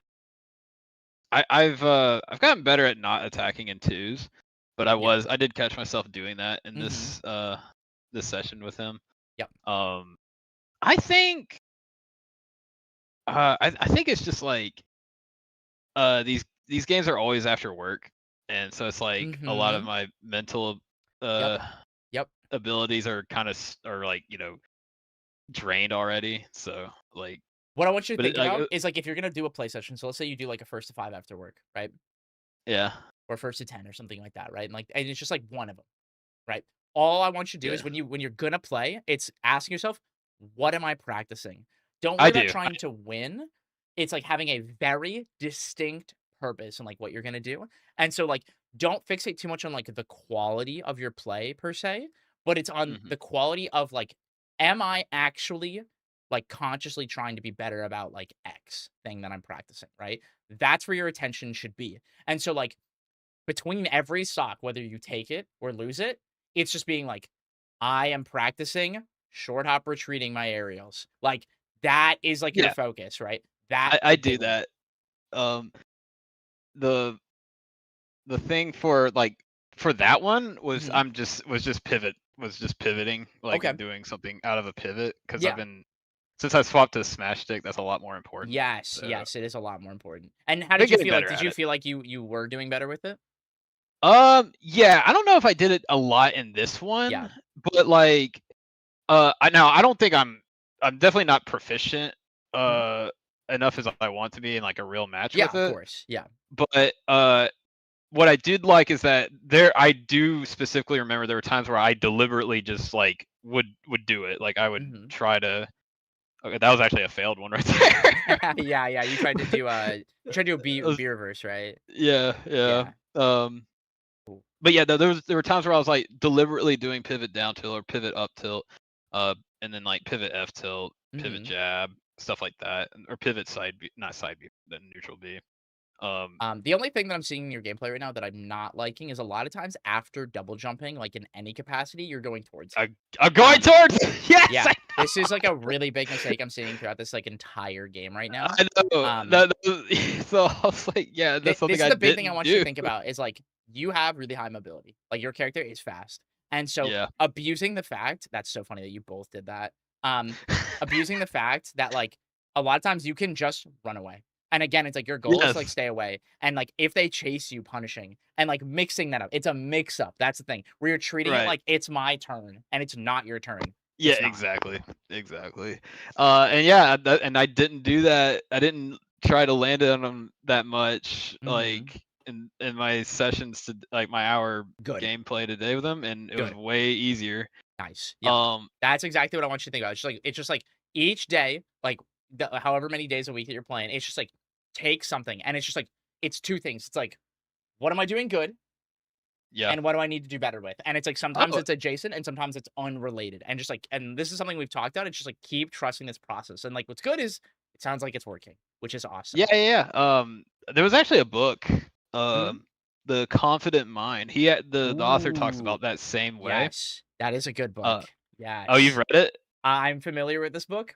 I've read, excerpts from it. I haven't read the full book, but this is a Yeah. great one. I actually need to add this to my collection. That is a great shout. Yeah, the ESP is like basically the same thing. Like, what did you put effort in? What did you succeed in? And what are you Mhm. making progress in? Yep. Like, and I The there philosophy are of input days. output and, like, actually Yeah, measuring it, but not quantifying it as success, but defining what the input and the output is becoming in, like, a yeah, scientific way. Sorry, go ahead. I'm just fucking nerding yeah. out.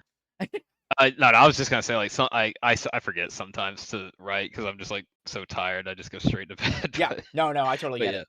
And, like, the big but thing yeah, is, like, you don't have to play every day. This is something we've always talked about. right. There are amazing players where it's like, even when working with, like, I've talked about this with Derai, where, like or, like, Sly as well, where it's, like, sometimes it's just, like, yeah, I only have time to do, like, 1 or 2, like, actual sessions. And it's like, "Okay, well, I don't wanna, like, actually play." You already have the privilege now where it's like, you can go watch lots of other people and your own VODs because 'cause you're really good at documenting that stuff, so you don't even have to play. Or Right. you can just talk to people about things and be like, "I've been thinking about, like, how to utilize or to do something less," and just, like, conceptual discussions, and, like, it's using, like, flexing your brain muscle. And then there is also the important step, which is rest. Every day is not going to be productive. It can't be. It's Oh insane to yeah, try to do yeah. that, right? And reminding Mm. yourself that it's just like today I'm gonna play big walk, right? And it's just like I'm not trying to do anything else, and like that's fine. You can do that. You know what I mean? Yeah, I Every day did doesn't have to that be this productive. Sunday. Exactly. This past Sunday, I literally just played WoW all day. I was like, Fuck I, yeah, dude. I, I could tell. I was like, I had the like, it was like an addiction where I was like, I had the urge to play. Yeah. But I was just like, okay, I know for a fact I should not play because like I've just been playing nonstop. I mean, the problem is like I don't feel burnt out at all. I've been having a lot of fun with It's just everything. wanting to So. keep like burning the gasoline, and it's recognizing that Yeah, you don't have to, right? That's the yeah. key. And like one of my things that I really love to do with my practice in general is it's why I always encourage people to do like sets, like specific like first to 5, first to 10s, or a hard timer. Something I've implemented with a player before is like you will play for 1 hour max, and you can play as much Yeah. as you want and do whatever you want to practice in that hour, but it's for 1 hour because you don't have to play more. Like it really doesn't matter because what we're trying to do is actually internalize. Because I think where you're struggling is the internalizing part because some of these issues get a little swept up where you're getting too fixated on certain things and then you're like over fixating trying to do something where Yeah. you're really fixated on the like I'm trying to like position and hit somebody and pivot and things like that where it's making you be more aggressive and bringing out something that is bad in your play instead of trying to use it in a more defensive way. Where it's Yeah, like, I agree. you've watched me play, for example, something I really love to use is empty pivots. And whether it be a perfect pivot or just like a baby dash backwards and things like that, it's a great way to mix up versus just like wave dashing and dash dancing. And just like doing it purposely to be like, I have no intention of like actually trying to swing here, but to practice doing it to look and like looking at things, not just in aggression.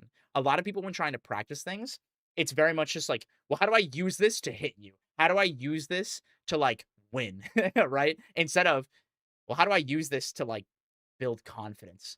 How do I use this to like be more comfortable? How do I use this to give myself a chance to breathe? Like another random little thing that you're not really doing too well is like getting off the ledge. A lot of times you're swinging off the ledge where it's like you're not ledge dashing. You're jumping onto stage, whether it's on ledge or like near the ledge a lot. And it's getting you punished a lot when you could just also just like do a ledge dash. Like a lot of times people are shielding near you at ledge and it's like, it's easy to forget that you can ledge dash grab.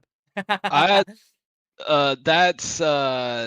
that's probably just from these specific ones. Yep. And that's just Because what we're seeing in these, right? Like that's the thing is we're just seeing this. so the funny thing is like I've noticed I've been ledge dashing too much actually, and so like Ooh, okay, so we've gone the extreme to the other side.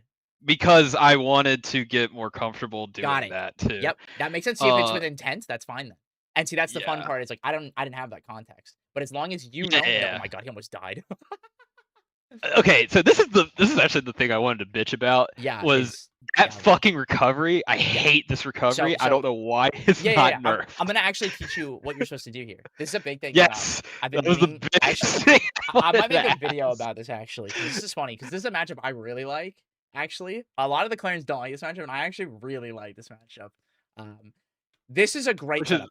This is so awesome. This is great. I know. I'm like this. I Yep. felt like this was a great. So I was like, okay, this is I'm gonna really blow your juicy. mind. I'm gonna blow your mind. You Okay, ready? what's So up? in this What's moment, up? Yeah. the mistake was like you buffered dash there, and you didn't like commit to being like I'm gonna go out because he actually like goes too far because you weren't sure what his DI was gonna be. So Right. what you did that was correct is that you tried to pause to react, but then you like half reacted and buffered dash. So in this moment, this is great, and all you have to do is hard react because if he DI's in, we're just landing trapping and like trying to not let him grab ledge, right? But in this moment, we just stay right here and hard react because if he DI's out or down and out or up and out, he physically has to side B. There is no way for him to make it in any capacity with just drifting. At one point, he will have to side B in a way that is completely reactable, which means we absolutely get to hit it. The mistake you made here was going out early and kind of fumbling, and then this neutral B did literally nothing but actually lock you out of being actionable. In our brain, it's like, oh, I'm stalling here, right? Yeah. Yeah. You don't have to stall here because we have the wall near us. So what you do is you just fall because you're falling with him because he can't go over you. There's no way for him to get enough height to go over you, as well as you can just literally stand here. Something I like to do a lot as well is, like, you do a moonwalk to get the boosted, like, momentum, and just moonwalk and either slip off or jump off, and when you do that, react, because if he tries to go over, you swing. If he tries to go low, you just go low and get in the way, and the key reason for this and why you just get in the way is 2 things. His side B is always negatively disjointed, so you will Right. always be able to trade with it comfortably, Right. and 2, if you get hit by anything besides the literal last hit, it will always trade, favorably. Does that make sense? Okay, I did not know that. Yeah, because the multi-hit, think of it like it's the light hit stun, right? So if you just, like, get Okay. hit by one of the little light hits, Yeah. let's say you back air and it hits you and he gets whacked and you get little dink. Doesn't do anything. Yeah. And this is why also, like, for example, characters like, Zetterburn and Olympia, they'll do things like forward air or, like, especially, like, down air because they can just spike it. So this is a reason why, as Clarin, I will go to my back and why I do the moonwalk and go at them, because then you're not relying on nair or fair or things like that unless you're trying to rinse and repeat them, because in a moment like this, you can straight kill him, but what you could have done is literally just waited to create a rinse and repeat. What the fuck are you saying to me right now, chat? You did not just say that this is bait. You're lying to me. Wait, what? I'm No, no, reading no, it no. now. Hold No, on. this is bullshit. You're lying to me. You're lying to me, and I'm gonna open Steam. No. It's No. real. Dude, there's no This is way. fake. This is fake. No. Dude, there's no way. Just check the notes. It's true. No, you're all collectively getting together and lying to me. You're all NA core collectively announcements. lying to me.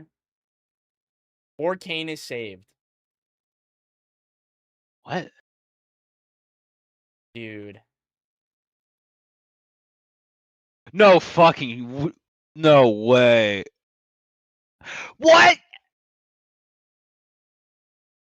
Oh my god.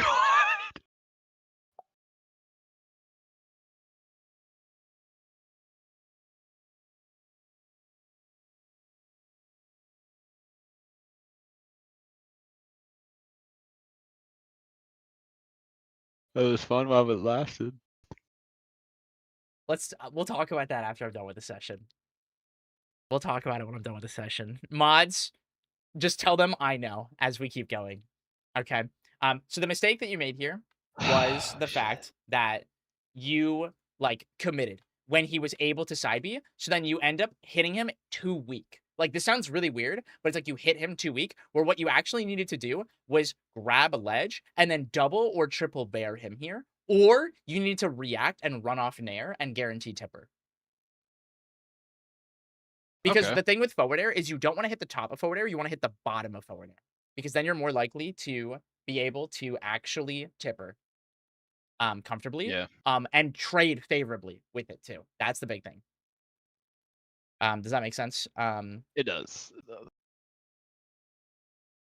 This is a big one where it's like it's about like how you position yourself. And so like I really want you to try to consider like the idea is what we're doing, the order of operations is like whenever he's in the corner, we're corner trapping him to hit him as best as we can straight, either out or down and out. Okay. So like in this moment, you even could have like F tilted, right? So the goal is to like hit him like Yeah. this. Okay.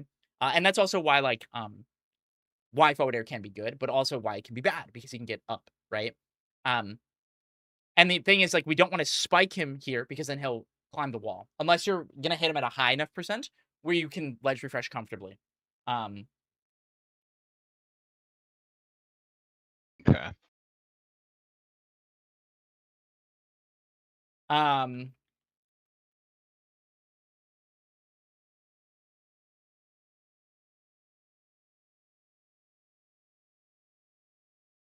I agree with Typhoon. Typhoon. Yeah, like this idea of like trying to focus on like in this moment where like I really want to kill Galvin like right now off this, and it's kind of tough where like unless you get it explicitly like back air neutral B2, like because you like didn't do that, you have to go into like I'm gonna rinse and repeat mode now. So like imagine this is Zetterburn now, right? In this moment, and it's like his side B is Zetterburn up B. Like that's what it is, okay? But it's Yeah. horizontal. Like that is exactly what it is. And like trying to treat it in that way where you're just sitting there and rinse and repeating him. It's one of those things where like it feels bad when you mess it up and then they get to the wall. But it's like the goal is rinse and repeating him and prioritizing control of the ledge. If you do those two things, as long as you get to control the ledge, even if he up Bs over you or does all that stuff, he is forced to have to like land or get ledge hogged. And so then let's think about this in like the Clarin Ditto, even, right? It's annoying when you just get ripped through with her up B, right? Yeah. So like the idea is like you're rinse and repeating her to force the up B, right? And then be able to like grab and like continue going, or get something like a down air and guarantee a stock. Because Galvin is a character too, where if you tip or down air him, he's just fucking dead. Right? Like a down air at like 70, you can do whatever you want to him, and then you get to just like wave dash or ledge dash grab him like over and over and over and over if you're forcing up B. And again, it's like if you burn his resources, he has to side B. He has to side B. That makes sense. Yes, but like, so my thing is like, when you're doing this rinse and repeating, it always feels like he's getting closer and closer, and then there's So just that's a point because your where, like, finishers are bad. You're oh, ending okay, with cool. poor Okay, finishers. that's So good think to about like, know. you know, when you're comboing someone off the stage and then you're like, oh, I got reversaled. But I was like resetting him. And it's like, because you didn't end with a good enough finisher. So like, I've been doing it with sour back airs a lot, but like they keep making it back. So And it's like, the am I sour back going? air. Okay, so like, I think that's why I was trying forward Yeah. air in this position, Yeah, and because forward air is I've fine. been, Yeah. It's like, what I want I you to think think about is if you're it going to sends back out air, farther. it has to be like you Yeah. jump like this with the back air, where you're getting the position you're maintaining from the back air is what we're doing. Because the issue is you're just hitting sour back air, and then he's just side being through you, up being through you, or over you, right? Yeah. That's the problem. And so it's like the other thing that you need to be aware of is just how little end lag your back air has. Like a big thing I've been talking to some of the Clarins about is the value of triple back air. Oh, Because in that moment, they have to DI in. They have to. So you're going to be more likely to get triple back air or get situations where do you know what the Stango is? no. Back air wall jump follow up while holding the Oh, wall. okay. So then he's side B, so you Didn't know that falling was a back thing. air wall jump and do that. So you force them into things like that. So for example, if you've ever watched me play this matchup as like Zetterburn or like Olympia, I'll do like the wall jump reverse back air into down air and stuff like that. And I think like you can do that with Clarin. It might not be into down air all the time, but the idea is that you still have a lot of opportunity. Okay, so like in this case, it'd be like either like back air, wall jump, forward air, So like or in this neutral B, situation, or all we had to nair. do is like when you messed up here, it was like, okay, I have to go to rinse and repeat mode. My goal here is to just like see how he's gonna recover. And so you need to commit to just being like, I'm going to get in his way. Because if you just run off and positional pressure here, right? You can Yeah. hard react to everything he does. That makes sense. Mhm. And like for example, and someone in chat actually just said, I was literally about to say, that's so funny. Rongunshu's set, he did something good. He got the rinse and repeating down, but was struggling with the finishers part. Right, I was watching that Yeah. whole thing, and I Yeah. was getting mad the entire time. Yeah, and it's I was like, completely valid, but it's like it's playing for that, to try and find moments for that. And so like this is a great set to watch where like what we're gonna do is like look for those moments where it's like, oh, that could have been a finisher, and try to like learn from his mistakes. So like here, this was good, but then he went back on stage for no reason. All he had to do was hold ledge, right? Because in this moment, he's out of shit. he could have just isn't he? dropped onto the plat, and it's like he has nothing. He has to physically side B again. Where all he had to do now was just on reaction, the side B started falling, back air, wall jump, and just keep going. You just keep going, or like there, he could have run off nared. Like a little bit of hesitation and underestimated how, like what that zone is of like, once he enters this box, it's just like swing, he can climb it. Swing, he can climb it. That makes sense. And Okay, this is the same thing with like Olympia, right? Where it's like if they're in this zone, it's like you can't challenge their uppie, it will beat you, right? Yeah. It's the same exact idea. That makes sense. Yeah. So like, to internalize it better in my Yes. own words, Yep. like you want to keep them out of that box Yes. area. But if they're in that and box, what do we want to do? go to stage. Or hold the ledge. correct. Yes. You're either gonna Yeah. back up and just give it, or you're gonna hold the ledge. And it's getting better at Yeah. recognizing when you can grab that ledge and like get better value, or Mm-hmm. just back up and play the corner trap. Because there's one thing that Galvin is genuinely bad at, and what is that? Like, what is his bad stat? Do you know what it is? His range. No, he's Like, got big moves, 'cause- right? Okay. No, I don't know then, because I always It feel like is he's a bit his stubby, but air acceleration. It's not that he's stubby, it's that he can't drift really far. His oh, air is he like excel, he's like Rano? he's like Rano. That's right. Yep. It's just it doesn't feel like he's like Rano. It's because he's twice as big. Yeah.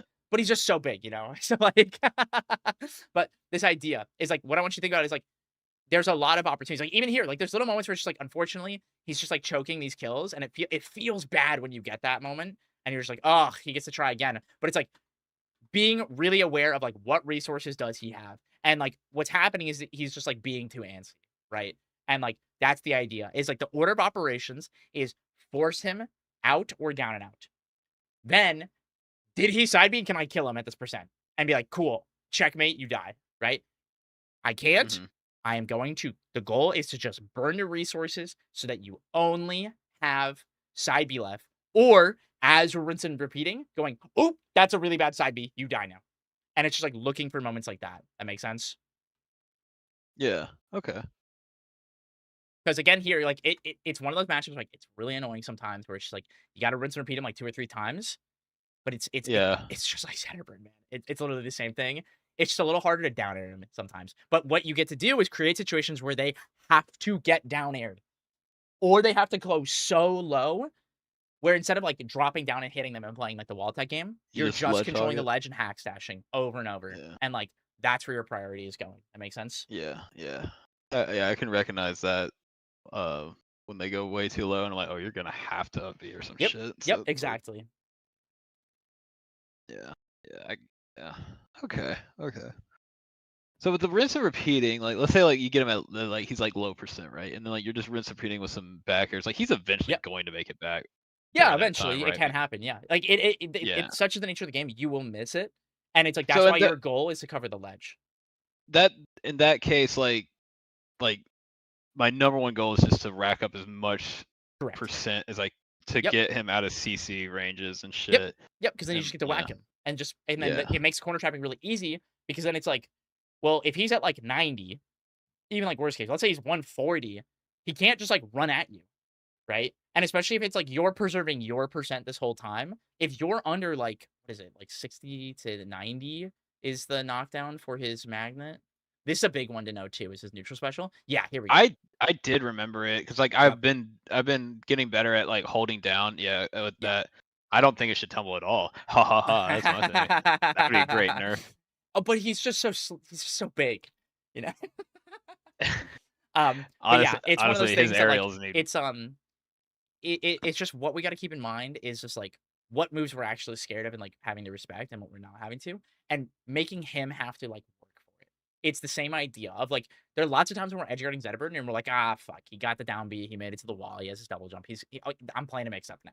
It's just the way it is, right? And Yeah. Galvin's the same way. It's just annoying because he's big and he's fat and he's a goofball and like. And he has no recovery on his fucking aerials. Yeah.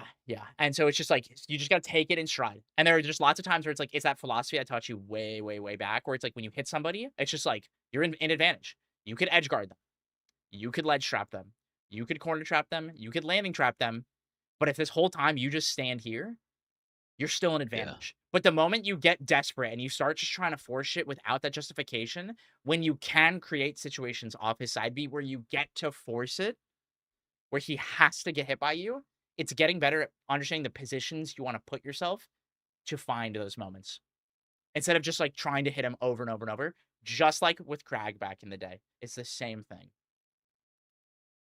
Okay. Yeah. Make sense? Because even to like relate it to Yeah, like makes Crag sense. now, it's like when he does like the side B and he's just going, it's like you gotta hit it.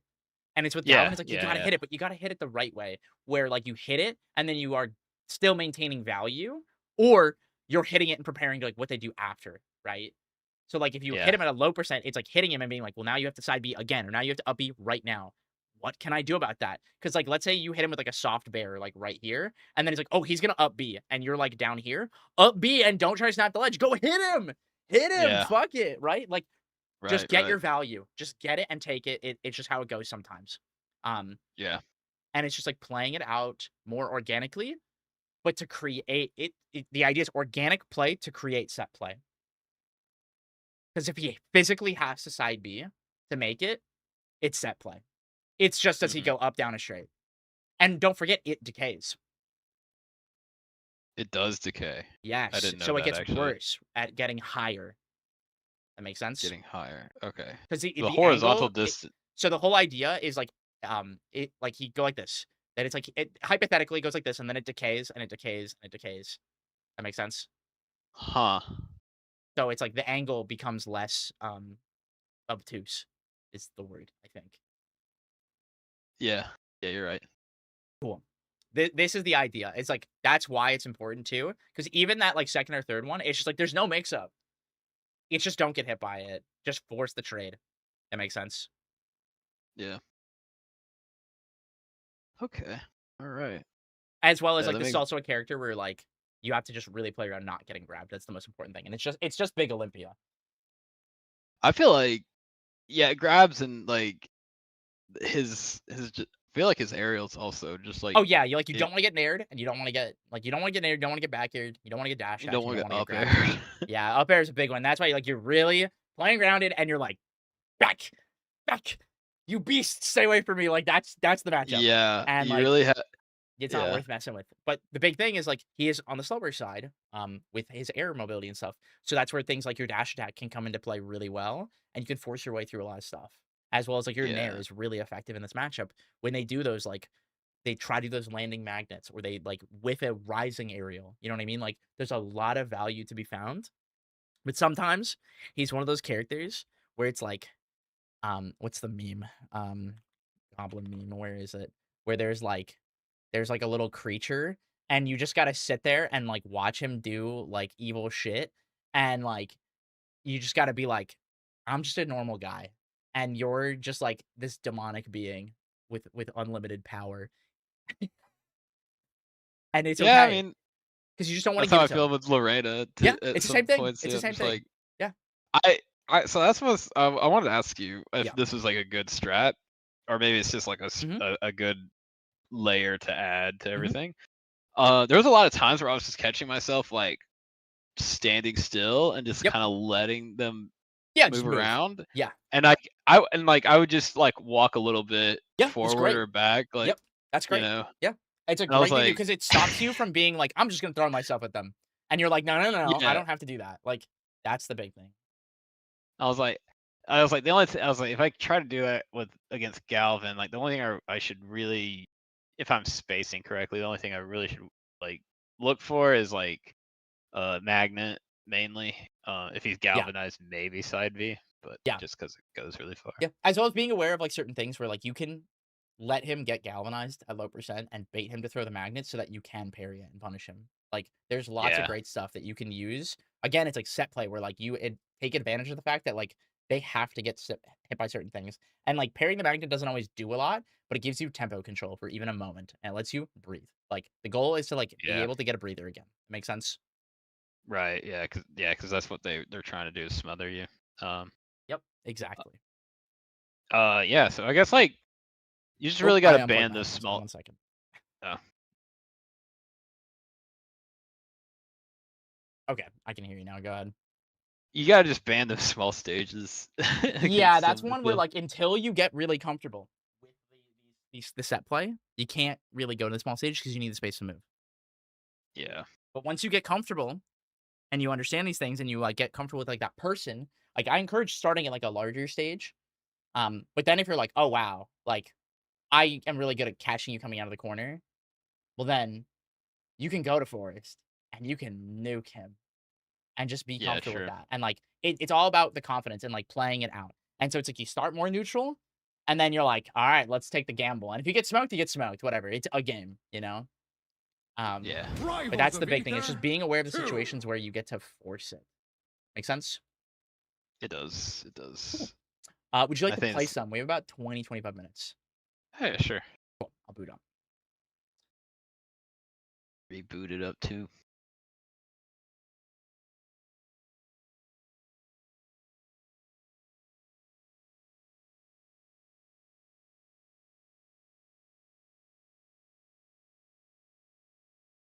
I cannot believe this bottle. I'm trying not to think about it. I'm trying so hard not to think about it right now. I'm like, I'm in Oh work mode. shit. I am channeling like good chi through my body right now. Like, I don't want to think about it. I'll have a rant after. But I can't do it right now. I just like physically will freak out. And I'm gonna like we gotta be good adults and have honest conversation about it. From both sides. We gotta talk about It both is sides. insane. That it didn't. How many days? It didn't last 3 days. What server do you want to do? I forget. Yeah, Chicago will work. Yeah, yeah.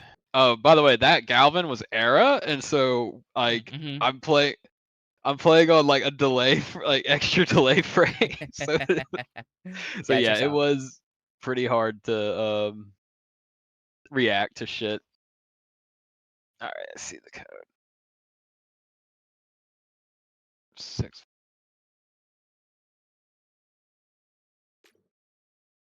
Okay, so that's why like I'm gonna write that down real quick before I forget. It's like the thing I want to really practice at CEO is like internalizing those set plays. Yeah. Like moments.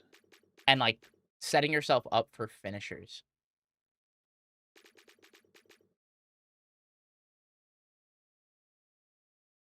Set plays. Setting up for finishers. Choose your rival. Galvin.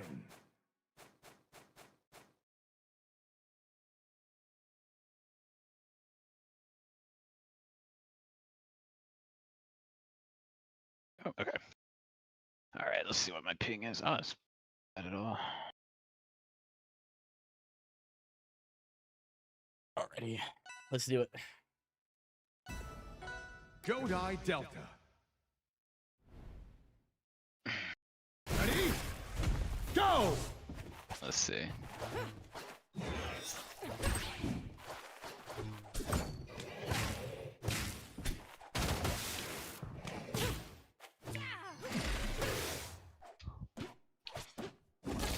Oh shit.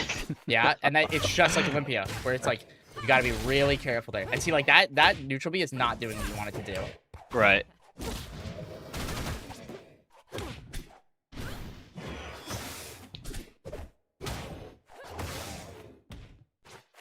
Like I want you to do that without the neutral B. Yeah, and then Okay. like that's the thing. I really want you to just not do it, because that's the trap, is to want to do that when we don't we don't know when the good ones are or when we actually need to yet.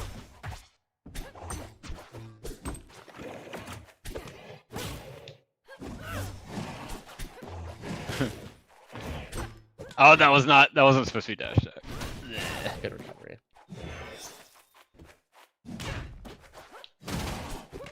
Oh shit.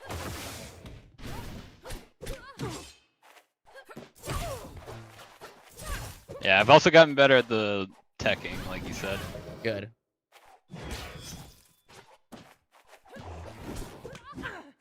I wonder if no, I see Vivian. I watch Vivian play.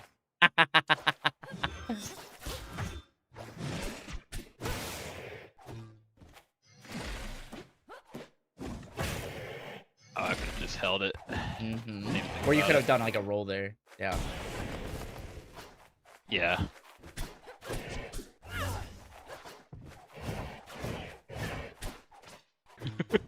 Yeah.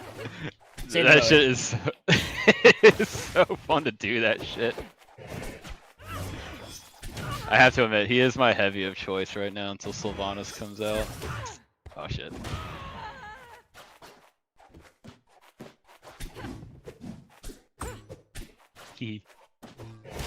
Gotta love them grab nerfs, baby! There you go. Good. See, you stop jumping now because you're like, oh, I keep getting hit by forward air. Yeah. Ah, fuck. I gotta get rid of that habit so bad. That's another one. Oh my god. So fucking troll. Ah!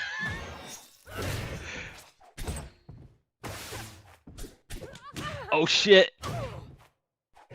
Ah! Let's see, you drifted right back towards me. You wiggled out and just were holding straight in. I totally was. I felt it too. I was like, I'm literally DIing in on this shit, and I shouldn't be. I'm literally giving him it. I don't know what the fuck.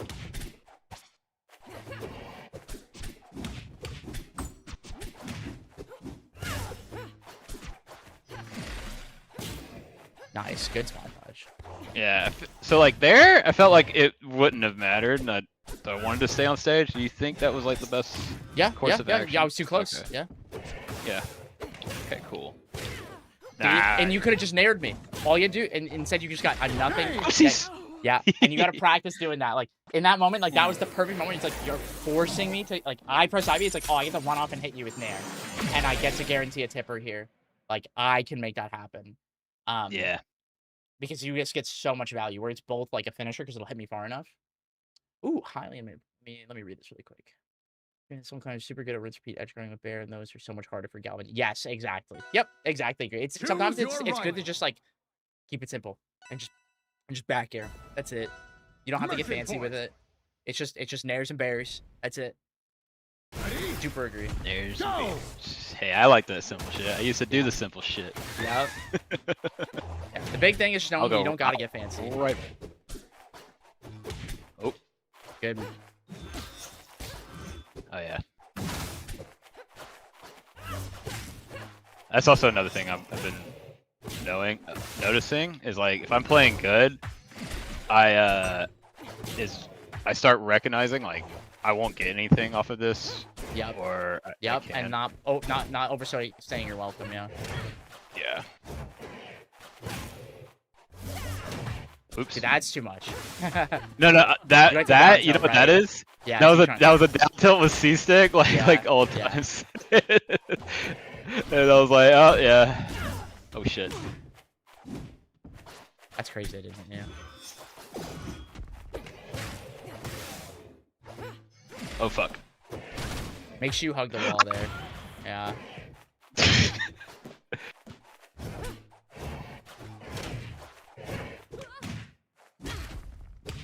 Make sure you're holding away from me.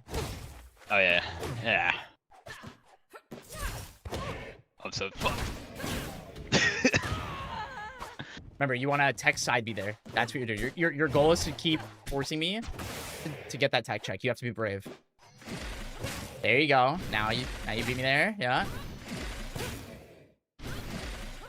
Yeah. You're just dead. dead. Yep. Shit. Okay. I don't know why I didn't never believe that shit. It's one of those things because you're like, do they have jump and air dodge? And it's like, that's the question you got to ask yourself. The fact that fucking down tilt spikes is so war crime. Nope, you can't swing there. It's on your turn. Get away from me. There you go. Ah! There you almost. Nerfs. What the hell? Yeah, get away from me. Yeah, you're playing too close. No, that tilt miss. I was like, damn. Okay. Oh. Oh, I would have. Man, all these points where I would have gotten grabbed. Yep. Because we need to play for that actual corner trap instead of trying to force it. Oh, I helped. Oh, nice. I'm a goober. Goober! I love that he says goober. Me too. Ah. Oh shit, the second backer didn't come out. Nope, Okay. Get away from me. I'm trying, but I don't know. Ah. Oh fuck, I suck. I saw that, I was like, I gotta do that ledge grab. I mean, oh shit, I died. Not great D either. That's okay. Yeah, in that moment Yeah, you just hesitate to up. grab the ledge there. Yeah. Oh, hey, Riley.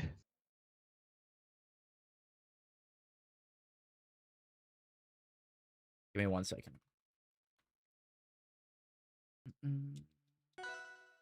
Choose your rival.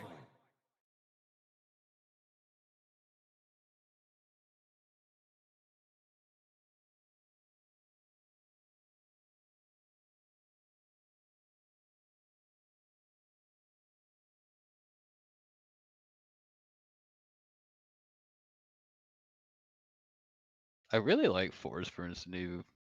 Oh, Art. yeah. I can't wait for the rest of them to happen. I need that shit. That art is so good. Yeah, it's sick. Aetherian Forest. Ready? Go! There you go. Get your value. Yeah. There you go. Probably could have gotten a little bit better. And again, it's like try to think about finishers. I think a lot of times you think too much about like more percent instead of being like, I have to finish this combo here. So, like, actually, I just didn't know. I thought that was the end of it. Yeah. Yeah. Oops. And that's the thing is that we have to get more knowledge on. Yeah, that could have been. That's definitely a. Oops. What could I have done here? Kind of thing. Nope. Oops. Should have been there. And then I you know, jump I back know. after you hit the neutral. I beam. know. Yeah. You gotta, if you're gonna go, go. And if you're not gonna go, don't go. Oh, that's sick.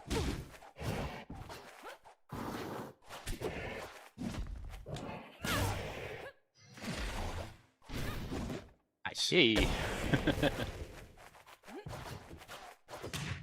Oh.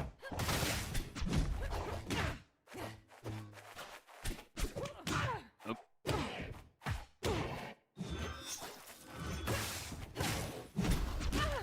Oh, that Yeah, still caught you does letting go of reach. shield. Ah.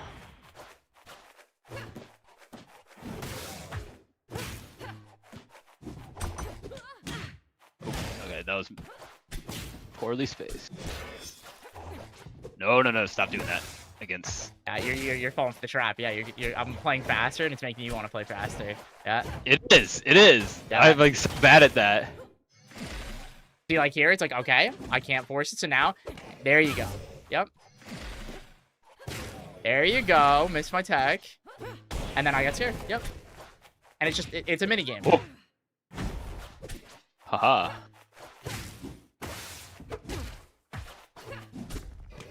You know, Brad was saying like when Raster has Slipstream, be more aggressive towards him to get rid of it. I'm wondering if like same thing with Galvin. It's not the same thing, really. It's not. Okay. Yeah, because you just can't. The risk and reward gets really skewed. And I again, see. it's like you can afford to just get a straight hit. Especially because it's a lot easier to hit him than it is to hit Raster. Yeah. There you go.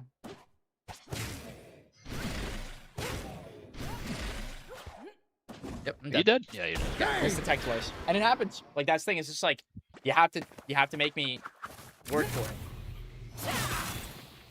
Don't waste my time. Cool. Choose Alright, your rival. Let's do one more game and then we'll recap. Okay. Okay. That's good. Hyperborean Harbor.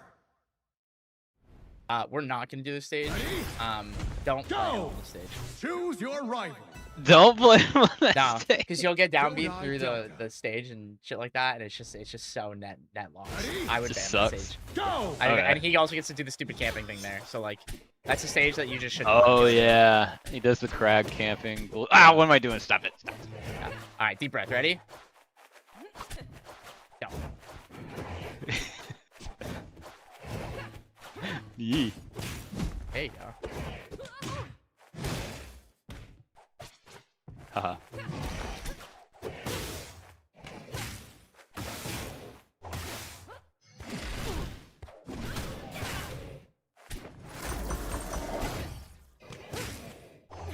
I wanted to. Oh shit! Oh no, I'm not doing that. I actually got hit. Shit! Alright, fine. Nice. That was a good upbeat.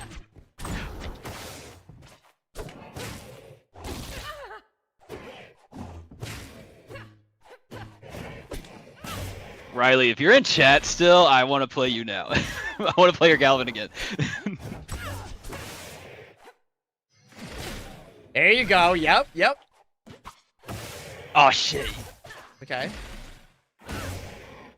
Yeah, dude.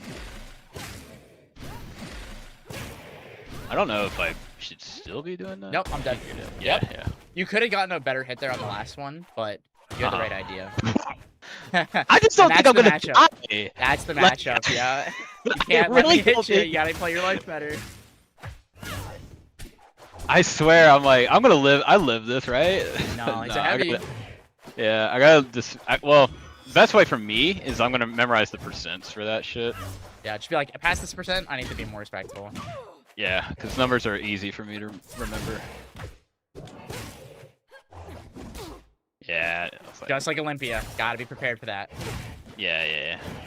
And I did like that. Like I was like deliberately choosing like the.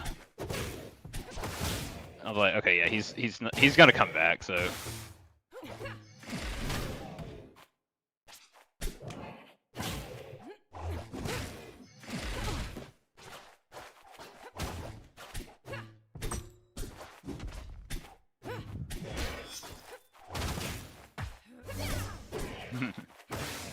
Clementine. Oh, come on, give it to me.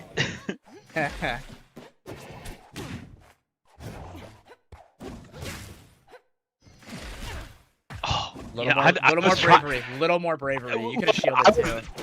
Actually, more knowledge because I was like, Yeah. what do I do here? I was like, I was like, I could totally do something. I just don't know what. Yeah. In that moment, like if you're really scared, because I couldn't down B you from that far, you could opt to do that. It's just like shield. Yeah, here we go.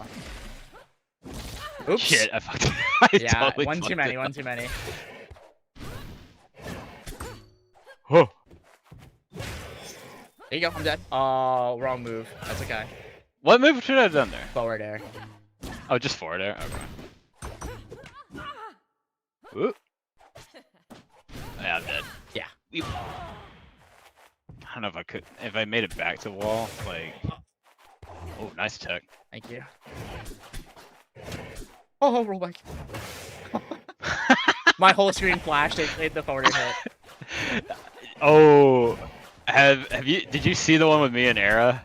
Where Yeah, like it yeah. flashed to that? Dude, That shit drives me crazy.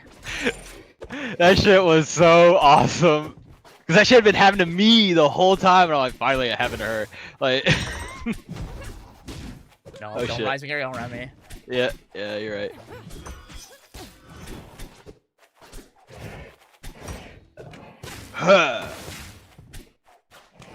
Oh my god.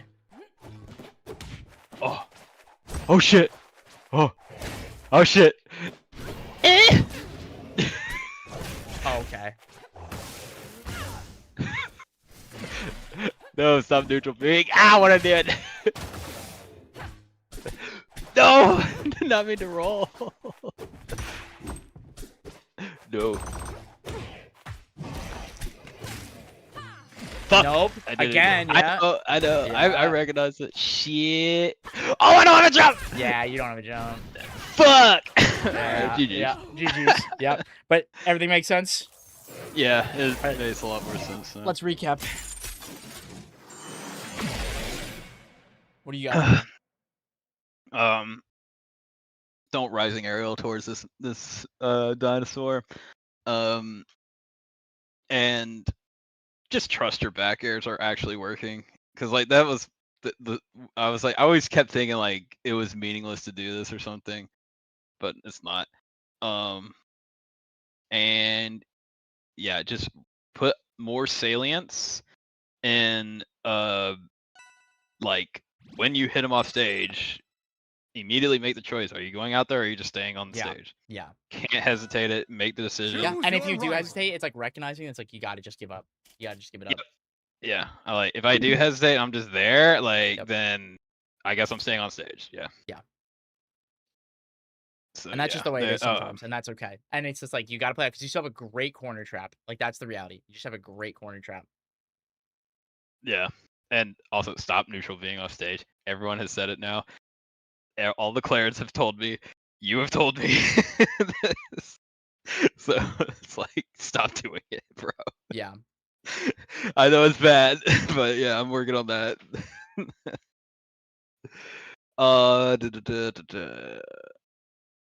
Yeah, just and remember that your your job is to wall him out, Yeah. them out, Lorena and Galvin, Mm-hmm. walling them out instead of like approaching.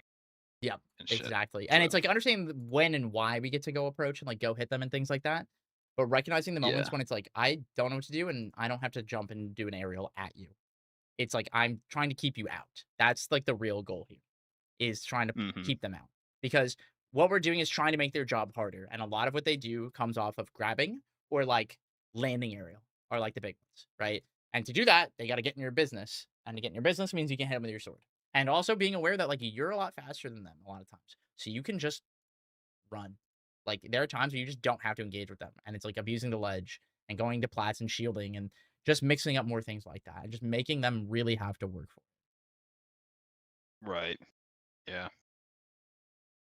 All right. Cool. Okay. So yeah. Well, Any final questions? No, I think I got what I'd like to get good at when I practice at CEO. So that was like my Awesome. main thing. Can't wait for it. My brother can't come. He got the parasite. No, dude, that sucks. I hope it feels better. Yeah. Yeah, so it's 3 out of 4 now. But I'm excited to see like Leo B and other peeps down there as well. No, it's gonna be a ton of fun. Let me know how it And goes. Melon. And if you have any questions coming up, just keep me updated, all right? Sure thing. All right, big dog. I'll Thanks, talk to you man. later. See ya. Are there Supernova Rival 2 drops? It's the GUI drops, I believe, are still live. 1 second. I'm gonna everyone ping. Let's talk about the hot fix. Add everyone stream ping. There's an R1 stream. There sure is. With their 4 setups. Yeah, we'll give people a minute to get here. Let me get some chewing gum. Hi, Muffin.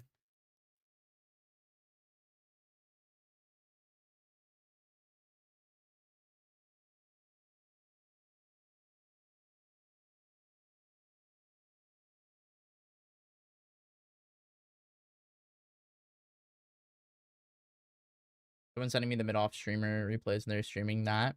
Oh, good. That's awesome. That's good. I'm glad they're doing that. That's a great way to do it. Oh.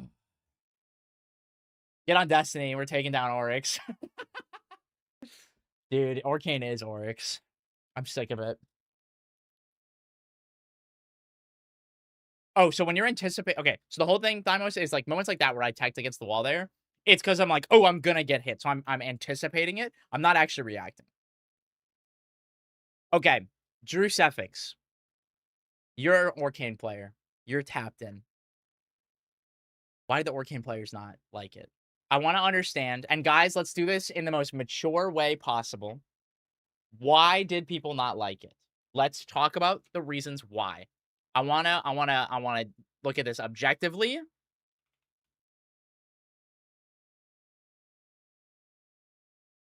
Upbeat timer. Let's talk about this objectively, like adults, and be open-minded before we be mean. It feels like cheeks. Elaborate. I want to understand. Use as many characters as you possibly can. Talk to me as an adult. I want people to have real conversation right now. I think it's clunky and unintuitive. Why? Why is it clunky and unintuitive? Be more specific. I need everyone. This is what I mean. I need everyone to do it. Everyone do it.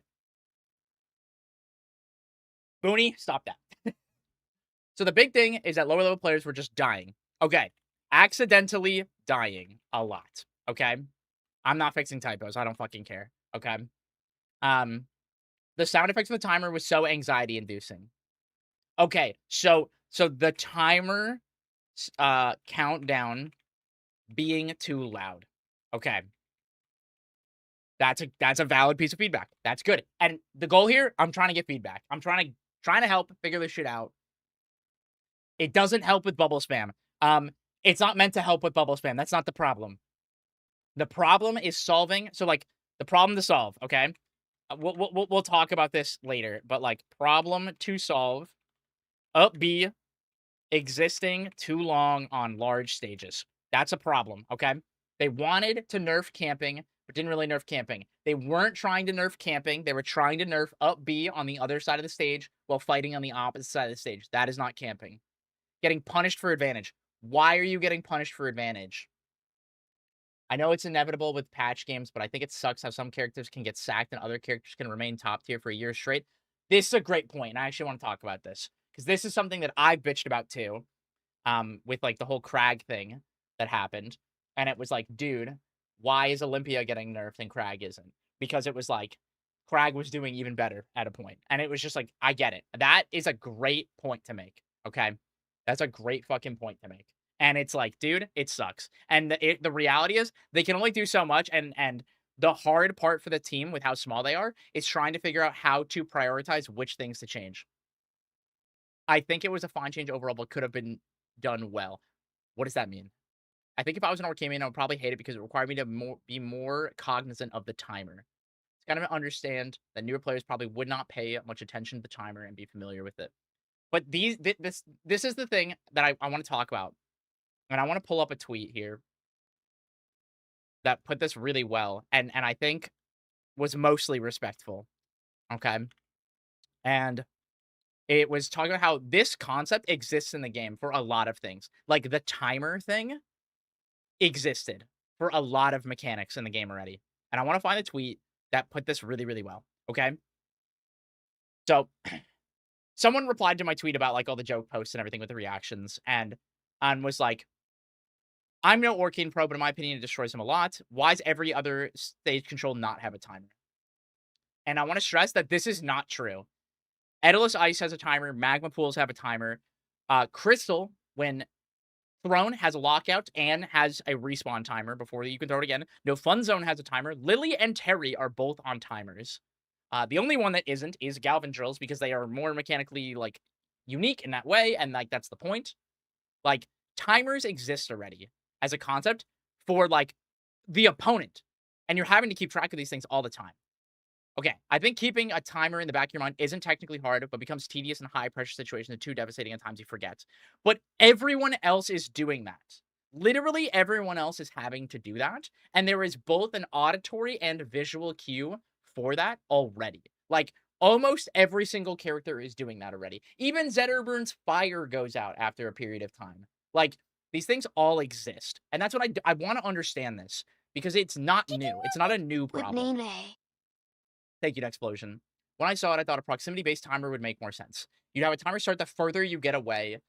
That way, if you're aggressively using it for attacks, you are rewarded. But doesn't this also, like, leave the issue of being able to, like, one of the other problems that they were trying to solve, and I want to talk about this from the perspective of beta, which was there would be situations where, like, Orcane would, like, you know, put the puddle here, and, you know, I'll draw a better puddle, right?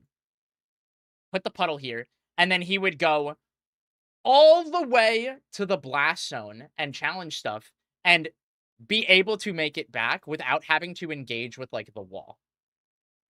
And, like, be able to sit and rinse and repeat infinitely without having to set this up at all. Because there is no other character that can do this. As well as be able to then, if it's on the other side of the stage, in this moment, get reversaled and immediately escape. This is not a thing that exists in the game without a timer for any other character. This was one of the other problems trying to be addressed, but was a supplementary, where the primary goal was this problem. Where on Fire Capital, you could never edgeguard him ever unless it was a guaranteed kill confirm. Okay, now let me catch up on chat again. Puddleless recovery is still really strong. I agree. I think Orca Hop is very good. You feel similar about Zetter. What about Zetter? I don't understand the question. I'll see if I catch up. Thank you for the hype train.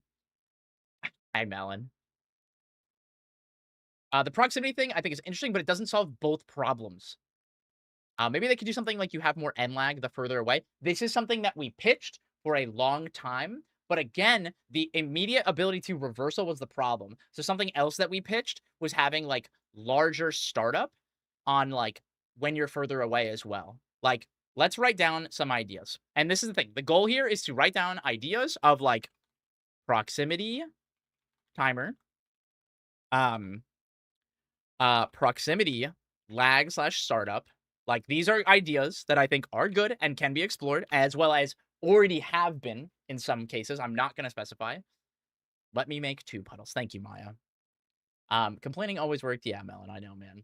I will give my real opinion countdown. SFX was good to have. 12 seconds was too long. It didn't really affect me. The UI was really good to have made it. Keep track of it very intuitively.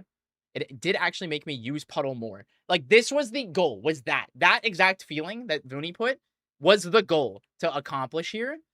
And I wish people gave this more of a shot to think about it like this. Because I think this was the actual goal, was to make players feel like this, and they didn't. And the question is why? Snake It has 22.5 second C4 timer, so Orcane's 12-second timer reminds me of that. But the difference with C4 is way more impactful because he can't fucking teleport to C4. And this is the thing, we have to be careful about analogs. Terry and Lily should last forever. This is a point where, like, if this is the case, why do they have timers? Why does Edalus Ice go away? Why does Maple lose Mark when thrown, but Orcane doesn't lose Puddle? Or Lily and Terry, when she gets grabbed and thrown, also does that too. Whereas Clone also has a timer, and it's different based on if you hit him or the clone. Zetter Carpet has a timer. My one complaint, I will admit, was a skill issue, is that I would want to replace Puddle and go off stage, but didn't like the feeling of doing neutrally. So one of the issues was not enough ways to create Puddle. This is a piece of feedback that we've actually been discussing, and I agree with. The problem is that he's really good with hydroplane and things like that, so trying to test these kinds of things is really hard, because it breaks a lot of things when we give him more options. Give everyone Sonic Drowning type SFX. Meanwhile, I have to deal with Smash 4 Little Max side B. That is not what that move is. It is bouncing fish. It is not Little Max side B. Little Max side B is Olympia side B. What if we gave his teleport a max range? Okay, this is a great suggestion. I like this. Maximum range. Kind of like gem, and it not even be like a subtle field, but maybe it's like some sort of indicator, some sort of him glowing, being able to do it, something like that, okay? I also want to make a statement, and I mean this very genuinely. You guys can spam chat. I'm still catching up to chat. I mean this really genuinely. If the countdown of a timer in a game is stressing you out, please self-reflect more. If it is genuinely stressing you out, you need to re-explore your gameplay and your relationship and how your stress management works in game. Because if it's making you like genuinely panic and ruining your experience of playing the game, there is a larger issue at hand. Genuinely, you can say I don't like it, and that's fine. But like, I've seen a very common complaint, which is like, it stresses me out. You are playing the wrong kind of game if this stresses you out. Genuinely. That is my one, like, mean comment I'm gonna make. Anyways. Booney said it will encourage campy play. I've changed my mind. It won't encourage campy play. It actually discourages it, because the way campy play worked before was that the puddle would be somewhere, whether it be, like, on the stage, or like between you and the player, or behind you, and there was no way to engage with it. So the fact that there's no way for the defender to engage with this, or discourage you from doing it like infinitely, is the problem as well. These are 2 problems. It's that this puddle is uninteractable, and this puddle is uninteractable. And both of these are a problem to solve. That's the issue, okay? That's the issue at hand. Okay, let me continue reading chat now.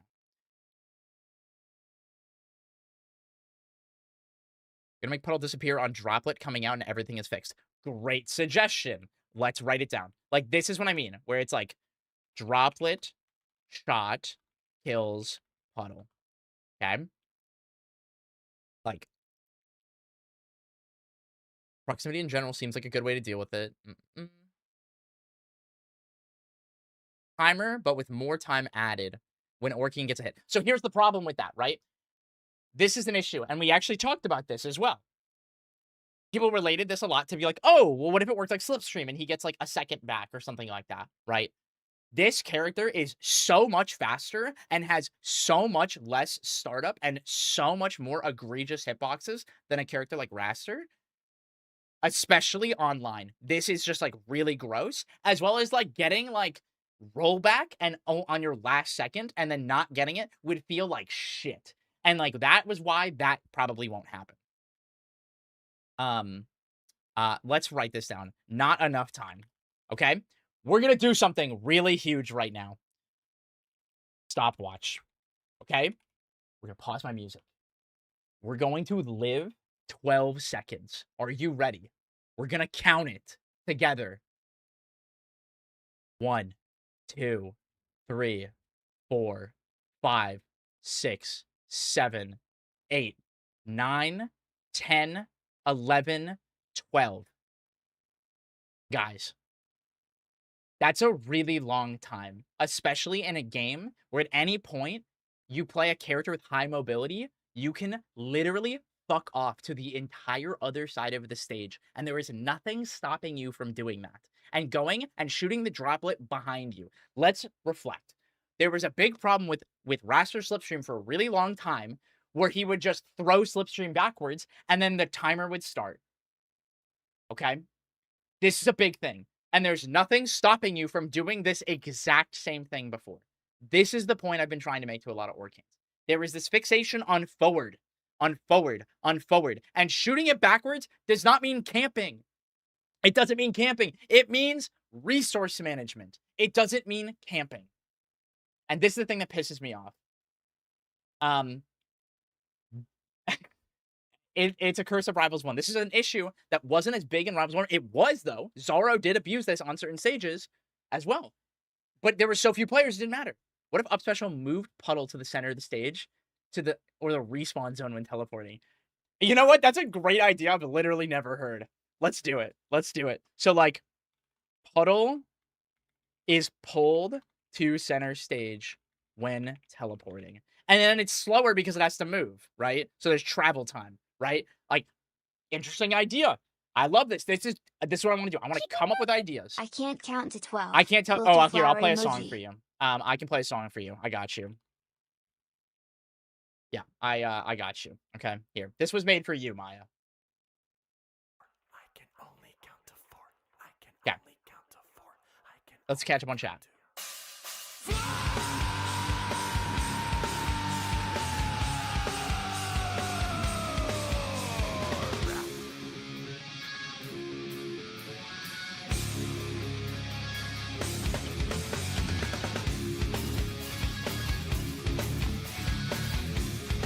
All right, that's your new anthem. Congratulations. All right, let's look at this message. I like this message. I think for new players who can't recover well without Puddle, the anxiety comes from them feeling like they will die if Puddle goes away. Okay, so this is a really important thing that I want to talk about, because what this problem isn't trying to go, how do we remove the anxiety, right? It's not, how do we do that? It's education, right? It's better educating other ways to recover education. Like, this is a big one where the philosophy of recovering is like a greatly misunderstood thing in the game. And this is a big part of like improving at the game, is understanding it's not about getting on stage. It's about getting to the wall.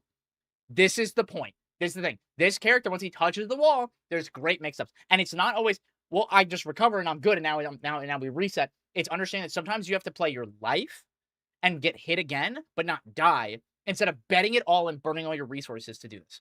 I feel like Zetterfire having a lot of rules around it, but Orcane Puddle staying forever because the timer was unfair. Exactly my point. This is exactly what I'm talking about, is this idea that like all these other resources run out on a timer. where it's like the things that do have timers, right? What has timers already? Okay. Like, let's go over this again. Okay. Zetter Fire has a timer. Lily and Terry have timers. Edalus Ice has a timer. What else has a timer? I'm just skipping through chat. Sorry, guys. What else has a timer?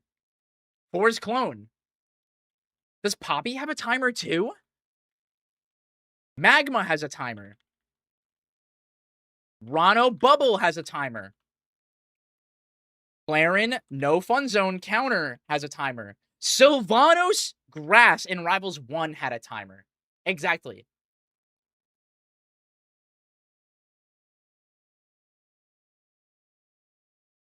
I don't remember if Magma has a timer anymore. I don't remember. The Mire has a timer.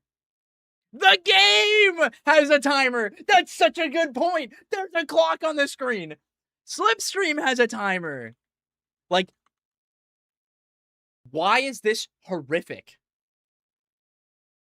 Why is this horrific? And you know what's funny is the things that are the most polarizing in this game that don't have timers. The things that don't have timers are Pillar and Rock and Orcane's fucking Puddle and like, oh yeah, Fleet's Chime has a fucking timer that counts down.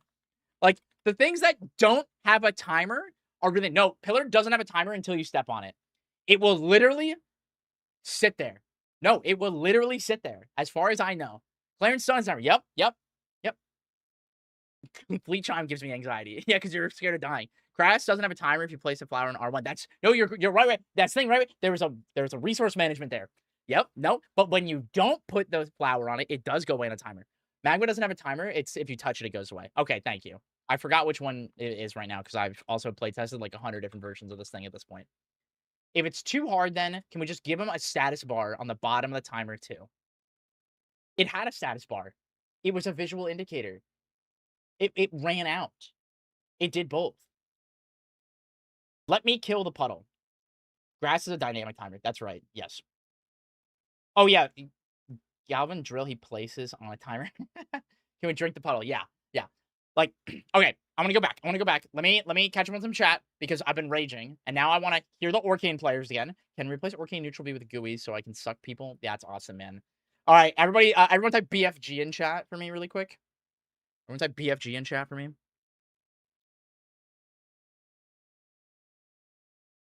Thank you. Okay. Orcane players. Okay, here it is. Here we go. Okay, this is a bit long. Yes, and I want you to write long things. I want to read this. Okay, let me screenshot this. Thank you, Kincaid, for writing up your full thought. This is what I want. I want to hear the full thoughts. Like, be honest with me, guys. This is the point of this. I want to collect feedback. Okay, this is a bit long, but I have 2 points of views on this. Vooney made a good point. I think comp-wise, it's a great thing. I enjoyed having a timer. It gave me a great feeling. This is all being said when my little brother, he is 9 years old, loves playing Orcane and Crag. When trying Orcane with the timer, he deadass said Cade Orcane isn't fun before going back to Crag, which I get. He isn't the best player, but I do think it's a good point. Yes, okay. So this is a very common issue now. With live service games, we have a problem now. This is a very big thing, and I want to talk about. And for example, Overwatch almost fucking failed because of this problem. It's trying to pleasing both comp versus casual players. How do you do it? How do you please both comp and casual players where there is a move that goes, I am no longer in disadvantage? And this is a really common mistake in game design when you create something polarizing like this that can't be engaged with in ways that other moves and mechanics can, because once you take it away in any capacity, the casual player's win rate and play rate drops significantly. And it's a huge issue because it turns them off from the game and wanting to play it, and it scares developers. And that part I empathize with and I understand. Symmetra, yep. And what ends up happening in a lot of cases is a character just gets turbo nerfed or is mechanically broken, like not in a good way, in a bad way, like derogatory broken because nobody has fun then. Because they do one thing and they get shit on. What if Orcane could unlock his be similar to how Force Rune unlocks Smoke and Cloud Combust? Maybe Orcane could have a finisher move, forced to burn when recovering like Combust. Interesting idea. Keep ideating on that. Keep cooking that thought. Keep cooking that thought. I like that. A game for everyone is a game for nobody. Thank you. This is a really common quote. A game for everybody is a game for nobody. This is a really big thing that I personally believe in as someone who loves playing casual games like Marvel Rivals that aren't taking themselves seriously at all. At all. That game is so horrifically unbalanced and they don't give a fuck. They leaned harder into it. Dude, we're going to see quad support soon. That game is fucked. But you know what? People love it and they have fun and there's still tournaments and it's whatever, man. Who cares? You're making it work. But you have to not take it seriously. This is a big thing. Oh, yeah, this was an issue even in PvE and games where, like, Destiny 2 had this same problem where you make certain guns or abilities too good and it breaks the fucking game and PvP is ruined and PvE gets done with your eyes closed. Miserable. People saying Orcanes are babies and the devs are spineless. The devs did not say that they were happy with the change. Yes. No, guys. Don't fucking attack anybody. That is not the point of this. The point is, nobody's happy right now. Nobody's fucking happy right now. And it's trying to solve that problem. Imagine casuals are shooting droplets way more after once every 12 seconds. This was my thought as well, Mickey. Is like, it's fun to shoot droplet. And so this idea that this is a problem is like a huge lack of awareness, which means we need to work on education. And the idea of like, my idea is like a tutorial on timer mechanics in the game. So explaining that like certain mechanics get taken away when you like grab somebody or like things like that versus when they're on a timer. I'm the only one who thought the timer change was okay. See, like, again, this is the kind of thing, like, guys, I want to know the players who did like it and who didn't, because your feelings are valid. The problem is that people aren't happy on both sides for both reasons. Trying to please every single plat fighter, especially plat fighters. Plat fighters notoriously have the largest skill gap of any competitive game, significantly. These skill gap and like the skill floor is so intimidating and is miserable to go through as a new player. So they first you see how many people assume the devs and beta team haven't thought of so many. You guys have no idea how many ideas we have pitched over the past 2 fucking years. Okay? This is not like we just threw this in. This is a long, long time of discussion and trying something out. And things don't work and it's fine.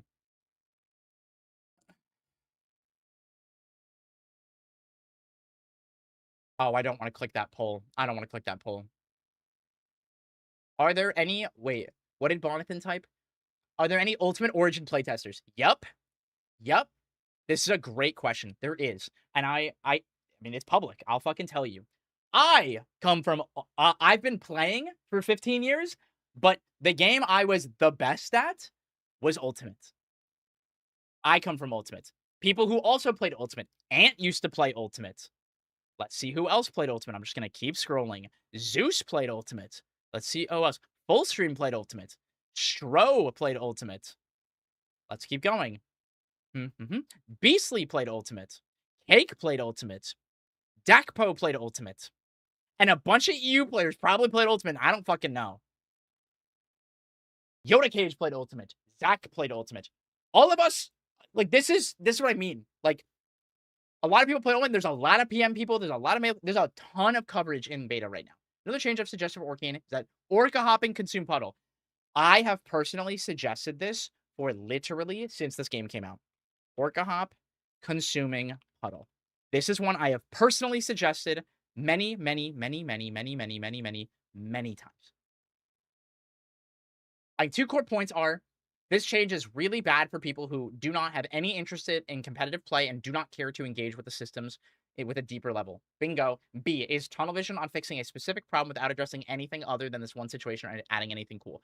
The problem is it didn't add anything cool that was in your face. It wasn't a new move. It wasn't a like massively new mechanic, but it did do something. It encouraged you to shoot droplet more, which can be cool, but people decided it wasn't.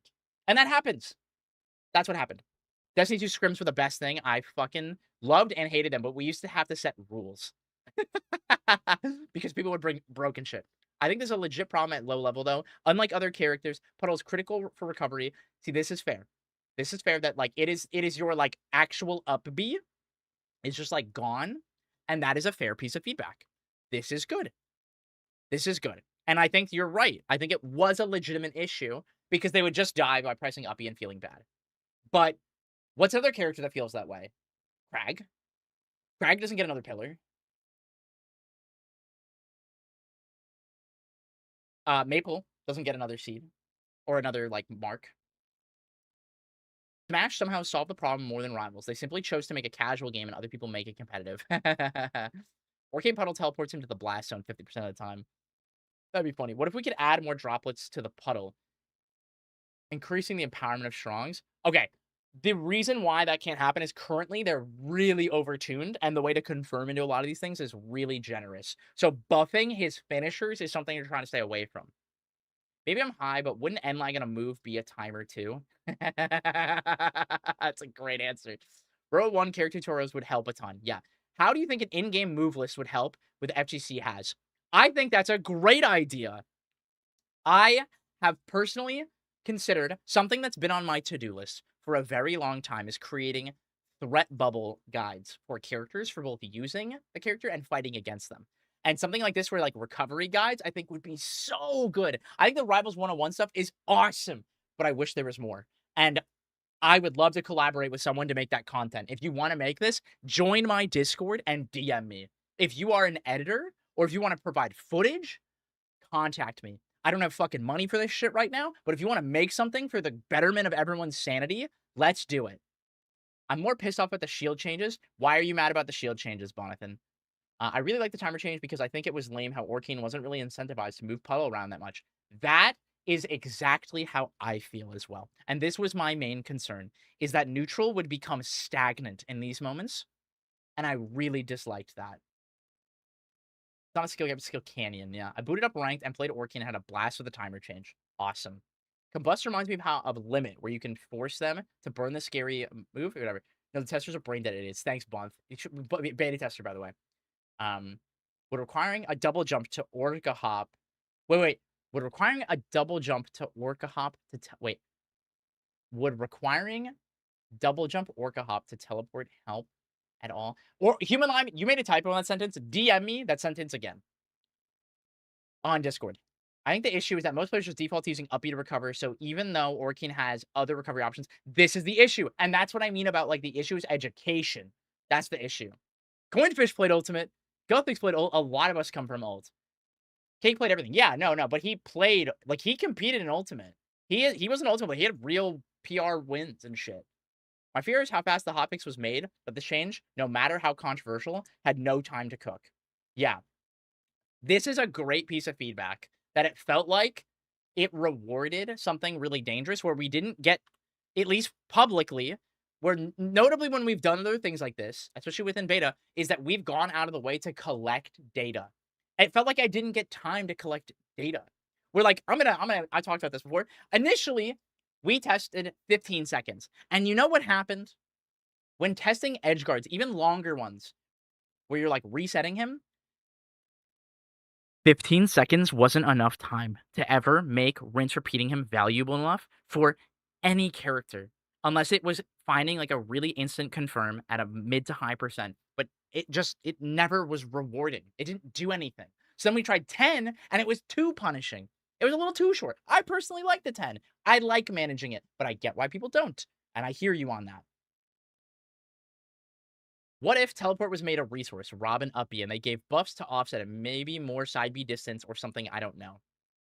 Wonder Wing is obviously broken. A limited amount of up B teleports. Great suggestion. Limited amount of up B teleports. Limited amount of up B teleports. Maybe you gotta hit a bubble to get more of them, right? It's a resource you gotta earn. That could even be tethered to, like, Orca Hop.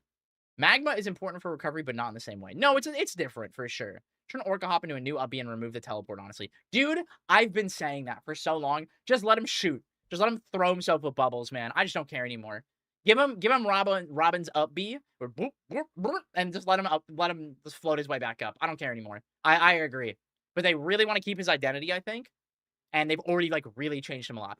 Unfortunately, Orcane is the most polarizing character in the game right now when it comes to, like, the carryover of the way his mechanics are work, because they break all of the rules and the concepts around the game right now. Like, there should be in-game links to community-vetted resources. Yep, I wish the drag down was accessible in the game. I agree. I wish drag down was accessible in the game. I wish tutorials had a button to go to drag down. A button to go to drag down in the game. This is one that we really want and have been requesting for a long time. Another change someone threw in Orca Cord had the timer, but have it shorter. But at the end of the timer, he can still teleport with much more lag. That is a great question, or a great suggestion. Okay, shorter timer, but at the end of timer, he can. Well, wait. Like when the timer's done, then he can still teleport. That doesn't solve the fire capital problem, actually. So I disagree with that. This is the only one I'm gonna hard veto, actually, because that doesn't solve the primary problem. Up B exists too long on large stages. So that doesn't solve it, because there's no way that there can be enough lag to not go and be able to go and get puddle moves of fire capital. Like, that's the problem. The stage is too big. The issue with the other resource is that it isn't a recovery option besides Terry. Regardless of how many other ways Orcane can recover, the obvious one for low mid levels is to just teleport. So how do you fix this? Keep the timer, and if you Orca Hop, then it can go slightly higher with an initial drift similar to Galvin. My preference would be increased startup and end lag. The opponent has enough time to punish if they were attempting to reversal an Orcane panic teleport. Elaborate on that more. Ideate on that more. Puddleless up special non-Orca Hop could be buffed to help alleviate the casual crowd, so teleporting feels like a bonus rather than required for recovery. Though that would almost certainly add a host of new problems. Probably worse. Hey, this is an exact concern that we had in discussions. Can you believe they added Matter Daddy to the game? No way, guys. Honestly, maybe just swap the buttons for his neutral special and his up special. Make it so shooting the puddle, his up special. Ooh. That's super weird, but I'm gonna just save that because I like that idea as, like, being really out of the box. Minecraft parkour. You shoot puddles and you have to hop across them. Cherry lasts for 5 seconds. It sure fucking does. Yep, that's one of the big ones, is grab getting rid of puddle. Like, that's a really, really big one, is that a lot of people want that to be the case. And I personally agree. Grab removes puddle. Unfortunately, the reality was that pummeling was not rewarding enough, and you got punished really hard when you didn't get it, instead of just throwing him. My suggestion on Note was to make teleport weaker and worse that the older puddle is, without fully disabling it. But the problem is, it would have to be so ungodly bad to be on the other side of fire capital to do anything. And Bonathan, I'll read your message about the shield thing in a second. Double jump Orca Hop would be required to teleport. Would have a jump plus up special, like Maple Tether, would require you to save a double jump to teleport. So double jump required to teleport. That is a really interesting idea that I want to ideate on more. Okay, 2-frame buffer for free buffer is far too strict when everything else in the game is fairly generous buffer, especially if you want to nerf reversal options out of steal. This is something I pitched as well. I personally don't like them reducing the buffer, and I wish they would target the moves. I made a really big write-up about it, and this is what we're currently testing. I would say give it another month. If you find any weird interactions, document it, especially in higher ping. Could up B make Orcane zoom to the puddle, kind of like Maple Tether, but you can hit him? I love that idea. Orcane being hittable as he flies to puddle. I love this idea. I love this. I wish you could hit Maple. I think it's awesome. Orcane starts with 1 teleport. If he gets a special pummel or another somewhat difficult move to land, he gains another teleport. Yeah, that was the resource thing. I think you should start with 3. Start with 3. Earn through special pummels or bubble hits, lockout required on repeat hits, once per airtime or timer lockout. That's my idea. I'm ideating that further. I love that. I love that idea. That is a really good idea. Okay. Wait, probably also smash 4 pilled. Nope, I totally get it. I like approaching with shield. I get it, Bonathan, 100%. I see we're talking about Orcane stuff. Yeah. Timer done. Still teleporting, but like 3 or 4 times more lag. But that feels so shit. Just remove fire capital. Dude, I fucking wish. I've been pitching to adjust stages for a really long time. The problem is it's not just fire capital. It's an issue on merchant. It's an issue on harbor. Like, it's not just unique to this. Like, that's the problem. Like, if we go into the game and talk about this, okay? Like, the reality is, like, this is a problem on a lot of stages. Because stages are really large in this game on average. Like, it's an issue to go through the list. It's an issue on Godai. It's an issue when the plat on Jules Vale is on the other side. It's an issue on Aramata with the stage or the plats. It's an issue on Merchant. It's an issue on Fire Capital. It's an issue here. It's an issue with the plats on here. It's even an issue here where, like, if you are down here and plat is at the highest point, it's hard to punish that with everybody. Like, this is an issue on every stage. And that's why it's like the puddle, the goal is to find a way to make puddle not persist. Because this is the game that we play. We play the big stage game. That's what we play. We play the big stage, big guy game. So the main problem is that it's too strong. No, it's not one stage. It's not one stage, like I just said. Just put health amount on the puddle. Make puddle breakable. This is one I've also really liked. Make puddle breakable. Health amount. I would love for that to be the case.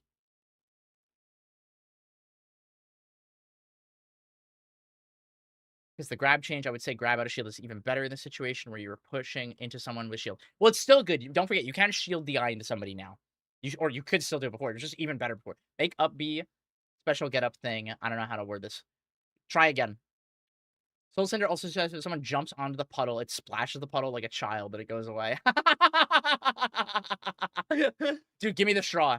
I don't know if it differs for hit versus command grabs, but I sucked in Maple tethering to me as Gooey the other day. That's so awesome. You must have hit him during the startup. I'm here, so I don't know what ideas have already been said. No, just say anything. That's what the point of this is. Tell me things you like, tell me things you don't like, and tell me ideas you have. That's what I'm trying to do. I want feedback. Thoughts on Crag's recovery. It's much more manageable now, but it sucks that any character can make a platform. Everyone will always hate it, but it's at the healthiest point it's ever been in ever. And I'm very happy with where it landed. We can also talk about the tech changes. I think changes to tech being able to be inputted immediately at hitstun makes auto-teching. Yep, teching is too fucking easy. I agree with you. I personally want the tech lockout to be increased by 5 or 10 frames so that it isn't coin flipping anymore. It's literally too easy. Hitting someone on the wall is a waste of time. So like character dependent, you can't actually just always go to puddle the second they go edge guarded. Yeah, that's a huge thing. Characters are just not fast enough. And it's fine to have bad matchups, but it was an everyone problem. Yeah, proximity thing was something we suggested. Damn, I want the whole page. I'll share the page. Is politically neutral on Crag. No, according to Reddit, I think he's Hitler still. Because of a tier list that Durai recorded before Evo. Let me pull up that tweet. That was really funny. I'll just leave this on the screen for a minute. Where was my tweet on this? It was really funny. Yeah, there you go. Yeah. Anyway, I'll leave it on the screen. Elaborating on the increase of sharp and end lag. If the opponent is able to reversal Orcane panic up switch to teleport would be a lot slower. I startup.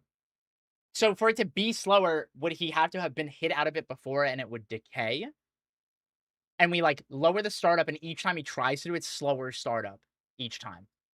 Reference fire capital. My point was that if you made teleport worse over time, you continue so it's laggy enough. But doesn't that just feel really bad? Wouldn't you rather just get edge guarded and die instead of just sitting and watching yourself teleport for 5 fucking seconds and your opponent basically forced to still play the same exact minigame?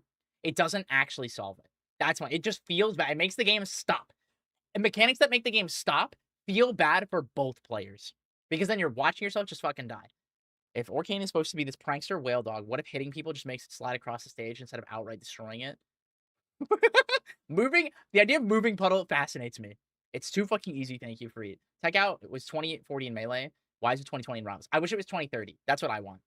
Wildly crazy idea. Let puddle stick to walls. Change recover to slingshot 2 and pass. Holy shit. You're cooking. You're cooking some shit, and I'm just gonna save it. I'm just gonna save it. I love this. Boom. Just some crazy shit. Just some crazy shit. Fast characters should be faster. Ollie should be faster. Thanks, man. No. I think everybody should be slower. It'd be awesome. This game already sucks in 60 ping. I hate fast characters. Why is Crag fast? Lux! Obs a jab. Okay. We're going to come back to that one after CEO. Okay. Conversations are being had about obs a jab. There are discussions. Give it a little bit. Give it a little bit. Okay, it'll be a couple weeks. It should come out. Waltech should feel like a read on edgeguard timing. Yeah, I wish you actually got punished. So my idea is to make Orcane's special get up from ledge also his up B. So he does the rising, shoot up, spin, hitbox, take away the teleport, allow Orca hop still. Can you do me a favor, Kincaid? Can you draw this and write out the steps of what would happen? And do it in, like, paint. Just do circles and squares and send it to me. Why is he pranks to me as +1 priority? Literally always, yeah. I agree that if it took 5 seconds, we'd feel bad. But that's the thing, is for it to be impactful on any of these larger stages, it wouldn't do anything. Add wall tech from Smash 4, you're touching the wall, you cannot tech it. Oh, dude. Right now, it works in tumble like that right now. But I super fucking agree. I wish that was the case, that if you were touching it, you couldn't tech. Let wall bounce be a thing that's a little weaker, but make that more interesting so rinse repeating is more valuable. You stop that conversation about opposite jab. I have a fun idea for how to fix it, where it just pulls up and in like Olympia, and then that solves it. If Crag is fast, then Forsburn is Sonic. Yeah, sometimes they are. The problem is jump squats for heavies. That's a real issue. Scaling recovery frames on teleport based on how far he is from the puddle. That's one we've talked about a lot, and I super agree with. The problem is it would just have to be so much. Again, it just feels bad. It just feels bad. Smash 4 anti-wall tech is so much better than ult. I agree. I agree, Drew Zephyx. Okay. Let's go back. Anyone who hasn't been here talking already and hasn't mentioned yet, what are things that you didn't like about the timer version that we had? Any Orcane players or someone who tried it, or anyone who knows somebody that heard negative feedback, what are some of the negative feedback that we got? Okay. I want to get more of that. We don't add Smash 4 random chance untackable. No. It's not. Okay, wait. I forget if Smash 4 is random chance. I thought no, Ultimate's velocity. The random chance of certain moves can do the spin. Yeah, God, dude, what a fucking game. I love those games to death.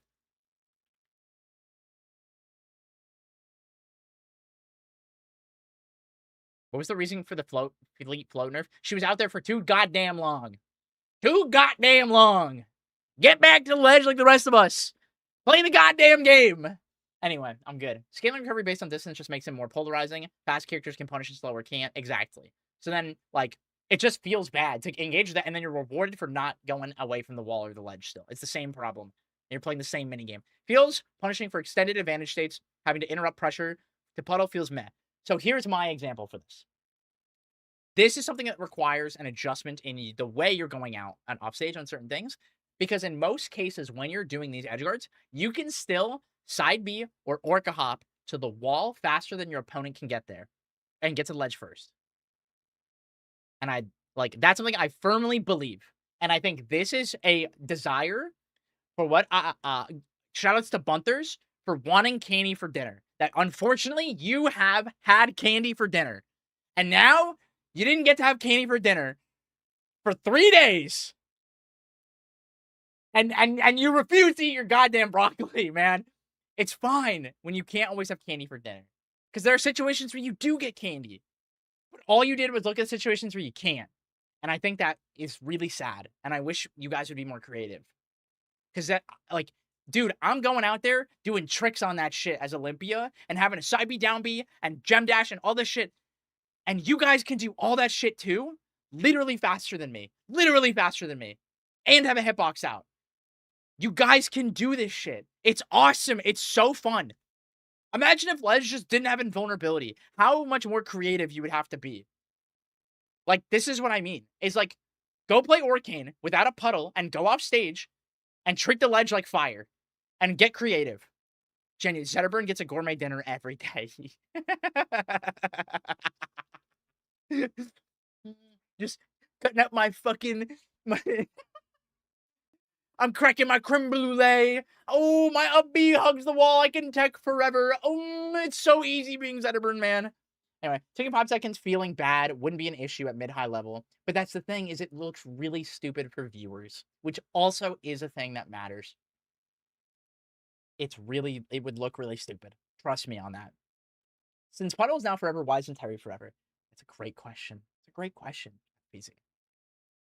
Okay. Does anyone have any questions at all? Orcane players leave the broccoli on the plate.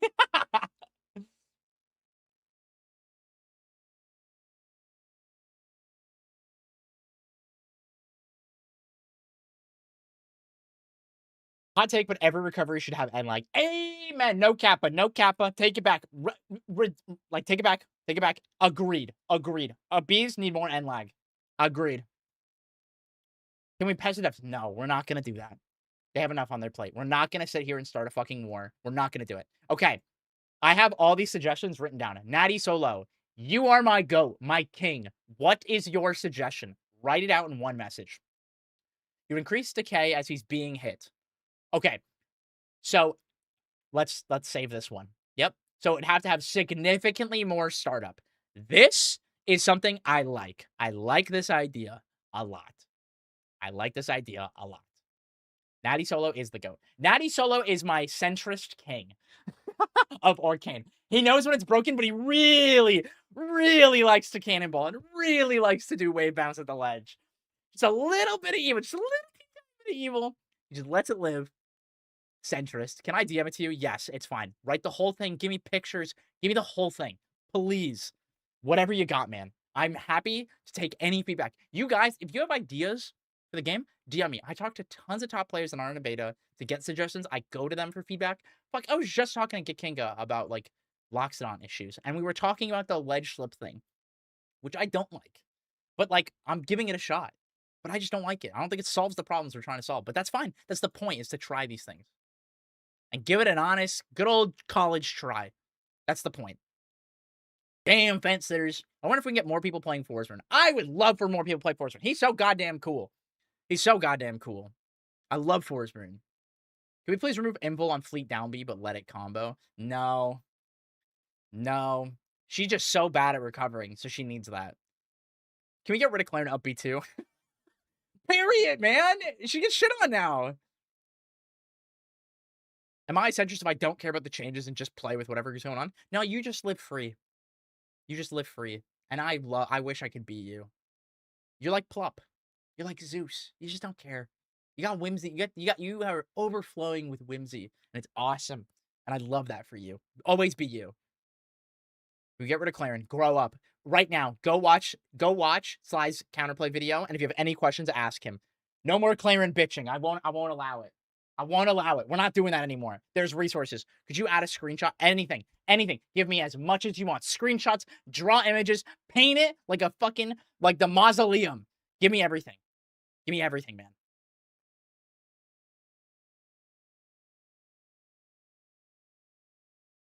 Amen, Viviana. And keep preaching that. Claren is neato. Yep. But I need to watch that guide. Yes. Where's the Sly video? I'll get it right now. He titled the video horribly, but I'll give it to you guys 1 second.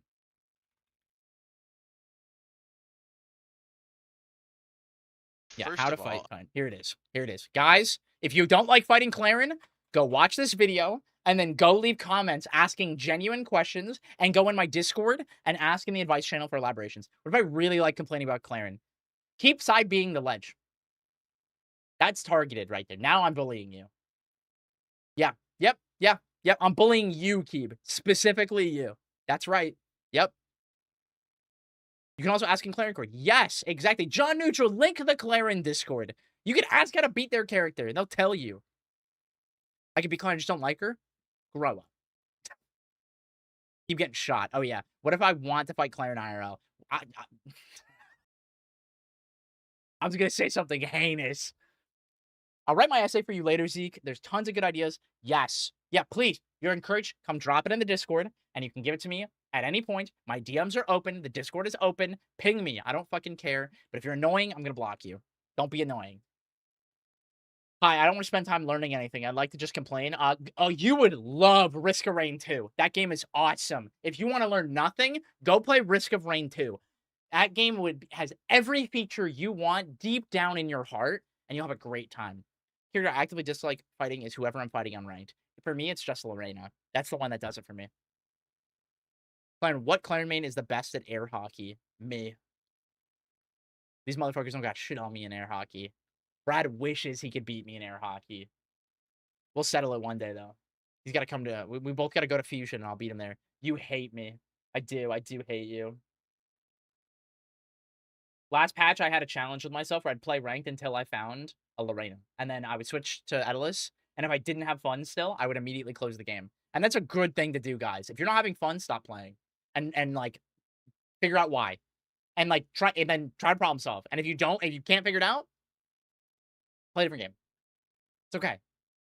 You're not going to love everything. No game is perfect either. Go play doubles with a buddy. Yeah. Go play Risk of Rain 2. Risk they rain till I monsoon. That's right. Play Melee for the past 2 weeks. Exactly. Yeah. This message is highlighted. Thank you. I thought I was able to tank my rank to get back to Stone, and now I'll get banned for it. Yeah, don't do that anymore. Go play League of Legends. Just get therapy. I may suck at Rivals, but I got good taste in music. Damn right you do. Damn right you do, bud.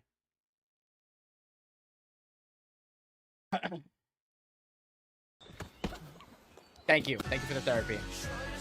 League Classic is out. Dude, I'm not playing League Classic games that last forever. I just can't do it, man.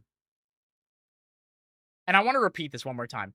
Do not, under any circumstances, bully or attack anybody about this. My goal right now is to collect feedback. Make your fucking snarky remarks, whatever, get it out of your goddamn system, and let's be mature. And if you can't be mature, you're gonna get fucking banned. And that goes for everything going forward. Thank you for the bonk. Update to that, instead of banning me for 12 hours, just deduct 50 more points from rank. God, no, that makes it worse. No, Zeke, I'm immature. Yeah, we know.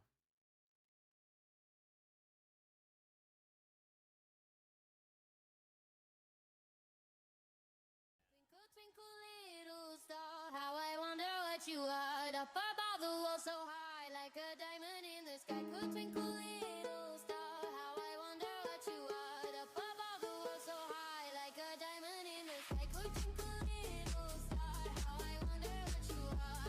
Up above the world so high. How long does that puddle start there? Okay, wait, I have to mute this. As much as I like the song choice, I'm gonna see how long that puddle stays there.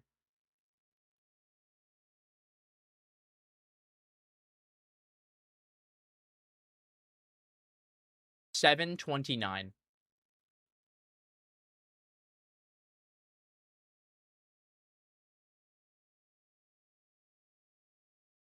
Oh, no. He did get rid of it there.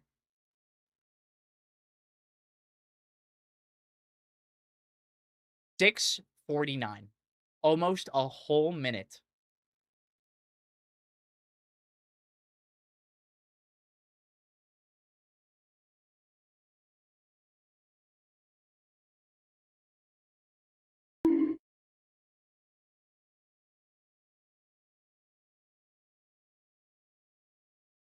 If you're leaving Fire Capital open, but you could do this on so many stages.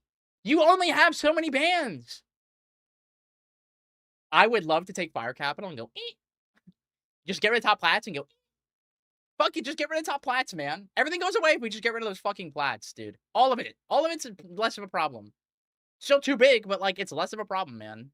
Or just lower the plats and get rid of the inner plats. And go, Now it's not PS2. Now it's Merchant 2. Firetown. Yeah. Oh. Rivals is for Orcane, dude. Yeah. You're right. Make it so the top plats are combined with the lower ones. Like a ramp. You know, but League 2. True. Yeah, anything else. I agree. I wish it would just be a casual stage.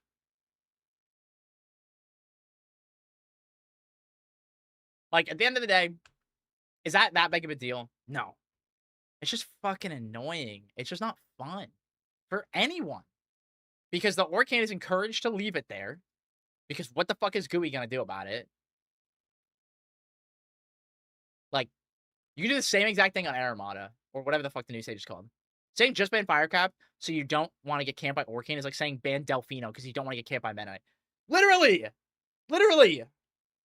It's like saying, oh, don't go to fucking PS2 versus Steve. It's the same shit, guys. Why? It's not okay. That's a problem. That's a fucking problem where a character is just so absurdly broken because of the properties given to them on its stage, and it's not even close, where you invalidate entire characters. Bad matchups and bad stages exist, but when you invalidate characters because of the way a mechanic works, it's a design problem of both the stage and like the mechanic. And it's you either do both or you drastically nerf or remove one of them. In fact, Supernova only had 12 setups for Rivals 4 and 4 for Rivals 1. Yeah. The Rivals 1 guys are troopers, man. I would have fucking DQ'd. I would have just gone home.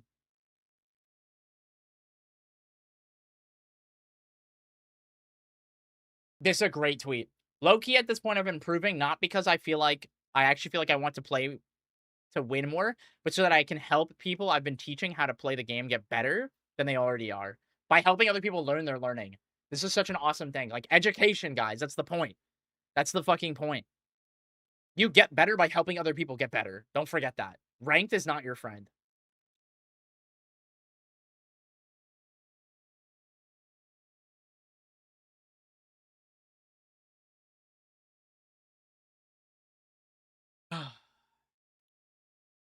How do I have diamond level advantage but bronze disadvantage?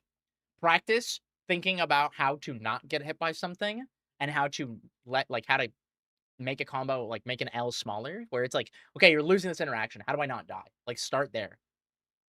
It's a great way to deal with that. Ranked is there to learn new things to try on the homies. That's a good one. I like that. I like that a lot. Okay. I think this is all of my thoughts on this. Let me get rid of this.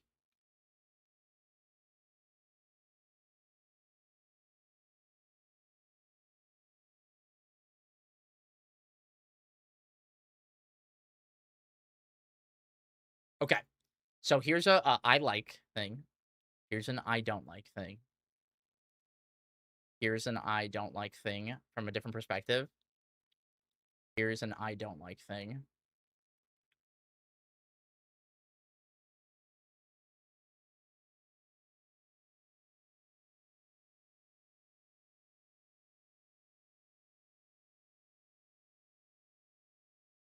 Trying to answer the barrage of questions Edith was asking me.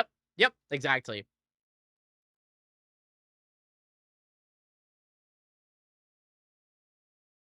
So new players or casual players. Education. We're gonna leave that over there. Move list. I like this idea.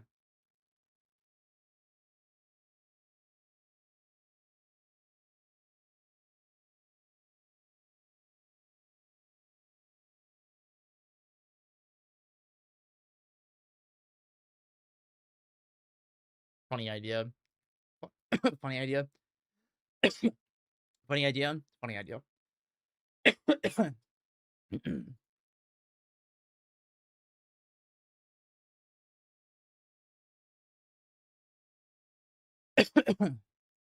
Yeah.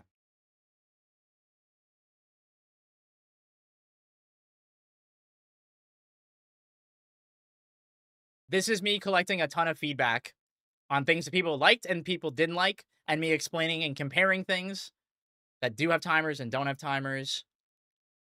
The mistake of trying to please both camps. Tutorials on like education being needed. Oh, one last thing. I think it would be good to just reverse the input of Orca Hop versus teleport so the casual players learn more about Orca Hop and how to use it. That's a funny idea. Where you have to hold the shield to get the teleport.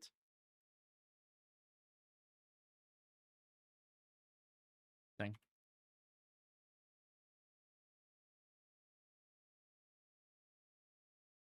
Interesting. Okay. Cold shield to teleport. Okay.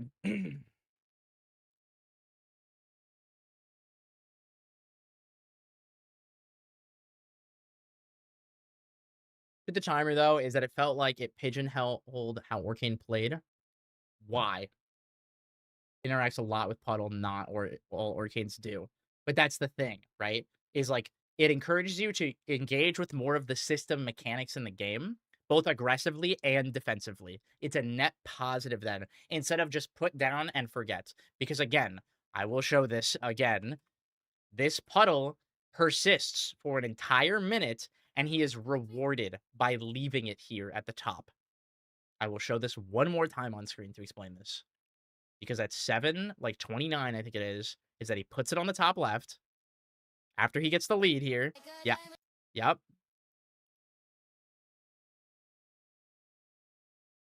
Here we go. 7:28, probably 7:30 is when this gets put here, and he's encouraged to put it here and get away from it and force Gooey to chase him and then punish Gooey for chasing him and then end up trapping him and then now we're super encouraged to keep it. But then he does engage with it and then immediately is encouraged to go back nowhere near the opponent. The problem is putting Puddle on platforms. Boom!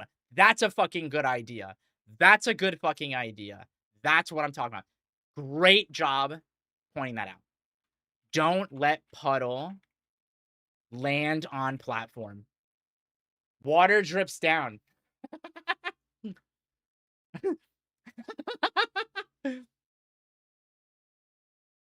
This is a good one. I like that. I don't hate that. That's a great idea. Zetterburn can't fast fall after up being through platform. Why? Why not? Why can Rano? Why can the Puddle stay there? That's a great question. Imagine Harbor Puddle. Yeah, it just goes through it. Yep. And it's actually kind of cool. It's kind of cool, actually. Well, I started my shopping at Costco. Yippee. Okay. Orcane was supposed to use Puddle offensively and in neutral. But it can do both, right? It does both. Because it's also his safety net. He needs the Puddle at all times. Water drips. Somebody clip it. But drops hitting through platform would be too strong. You can parry it. What if it bounced off the platform? Bounced on platform. This is, yeah, that's a good, now we solve another problem. Just give low elo Orcanes Zetter up B when they don't have Puddle. Yeah, what? Just rework Puddle, Puddleless up B. That we just put that down. Down B on plat would be interesting if it went through. I think that's cool. Yeah, I think that's cool. Jump down B. Yeah, I think that's cool. Nah, Kincaid, you're so good. Okay, make this his new up special. Oh, you're cooking. You're cooking. You're cooking. You're cooking. You're cooking. You're cooking. You are cooking. Okay. Hold up. Let's make this bigger. Okay. Make this his up special. This animation of, like, shooting up. He no longer can teleport to Puddle. This allows the cool use of Puddle, like charging moves. Maybe he even is able to up B on the ground and it becomes supercharged. I would still allow him to Orca hop at ledge. Special doesn't go very far. This new up B. This is the stage. I love your labels. This is awesome. This is Orcane. This is Orca hop. This is an awesome idea. Love this. This is what I want you guys to send me. They call me King Cade, not just Cade. That's right. This is what Alaska does to you guys. The infinite sun into no sun makes you a genius. Love this. How does this affect sinking shipwreck counterpick? This is awesome. I'm pinning this in our DMs. Oh, Natty Solo. Natty Solo sent me his fix. Okay. Here we go. I love this. I love this, guys. This is what I want.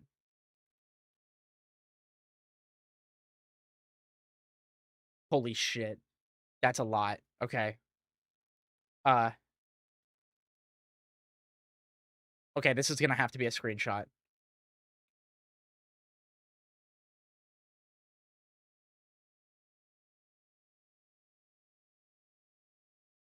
Why did that not copy paste?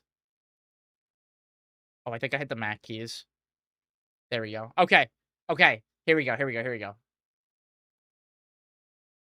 The inherent problem with Puddle is the lack of interactivity. The timer only addressed the specific problem of recovering across the stage, which still could be frustrating those 12-second windows and cause frustration for lower level Orcanes and stop some specific setups from the higher level ones. I would do a few changes. Make the Puddle hittable article for like 30 HP or so. I don't know, y'all can figure out the number. If the Orcanes want to beat his shit on the other side of the stage, you can just stomp it out. Awesome. Puddle can't be activated until the Orcane lands a hit, i.e. galvanization. Orcane is now forced to engage in neutral to get the advantage of Puddle and can't replace his Puddle once it's removed from the other side of the stage. This helps the lower level players avoid bubble spam and lean into the trapper aspect instead of being a bubble boy, a bubble buddy.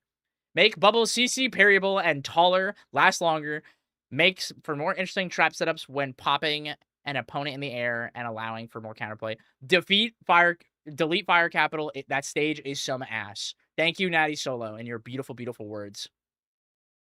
I love it. The only thing missing here is removing angling bubbles, and then you've nailed it. You've solved it. Why defeat CC and shield? Yeah, it should defeat one or the other. I agree. But my shitpost idea, wait, what? That it expires. It causes Orcane to explode and bomb launch him so he's high enough to recover normally. No. I don't like that. I don't like that. I don't want to wait for him to get higher, because then he'll be encouraged to stall and do that. Holy shit. Rainwire wrote me some crazy stuff. Okay. 1 second. Fuck, I messed it up. I'm throwing. Okay.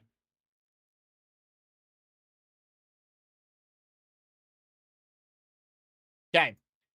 Things I agree should be addressed. Situations where teleport renders Orcane on edge guardable, encouraging Orcane to use Droplet more.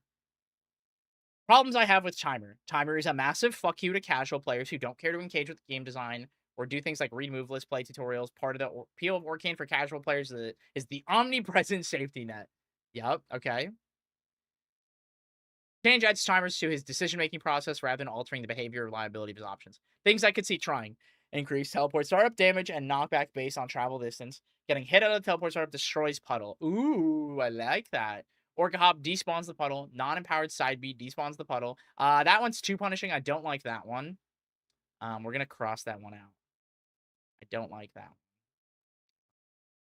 That one would never get through. For sure.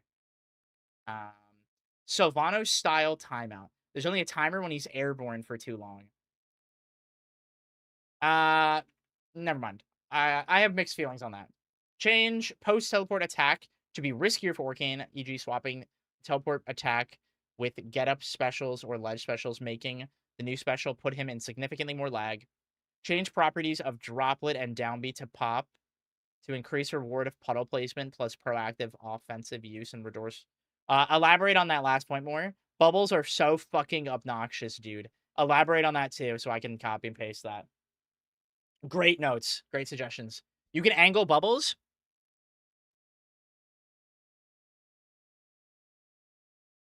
This is what I fucking mean. This is what I fucking mean. Yo, mods, pin that goddamn message. This is so huge. And this is what I mean. Where it's like, there are things that are so settled in this game that can be huge. It used to lose to CC. Yes, it did used to lose to CC. The problem is that its CC shield and CC parry were both possible. And they didn't have a good way to deal with both, as far as I know. I've always thought Bubbles should be an anti-air and use his good ground movement to make people jump. I agree. Orcane can be god and whatever if he can, like, floor hug parry Bubbles. Go! Okay, so for example, when you up throw somebody, you can angle the bubble. So you see the bubbles went up, straight up, right? So let's we're gonna do a save state, load state. Okay, I'm gonna grab him. Up throw. I'm just throwing him. I'm gonna do no angling. The bubbles, done. Load state. No angling, done. Bubbles just went straight up. Load state. To the right. See, the bubbles went more to the right. Right? We're gonna do it again. Ready? More to the right. I'm even buffering it. Oh, that's the wrong one. More to the left. So now the up throw, it's meant to address like people doing their DI, things like that, right? Right. But also, okay, save state, down B, straight up, save state. Ah, fuck. We'll do it again. Ready? Save state, load state. To the right,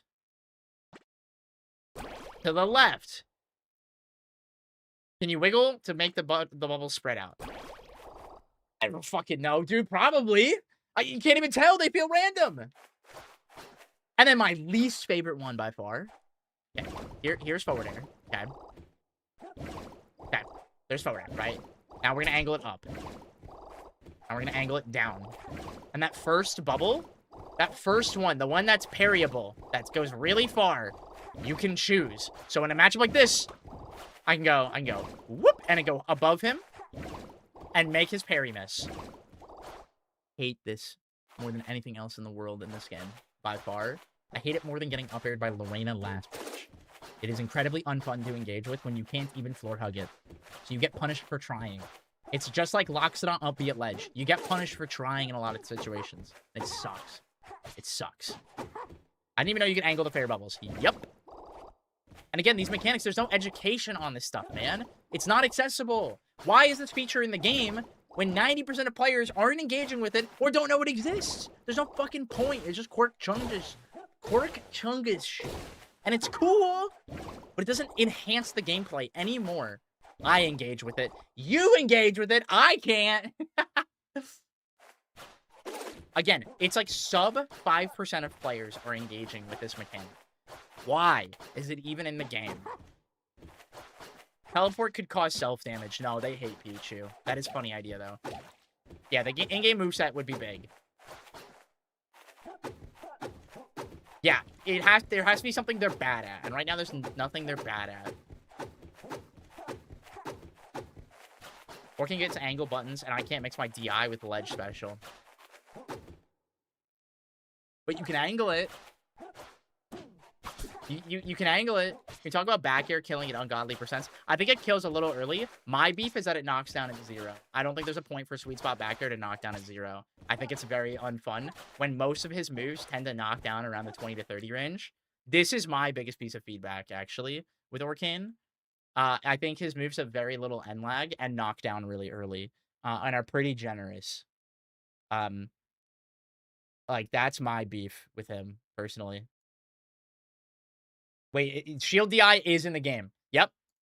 Yep, shield DI is in the game. Yeah.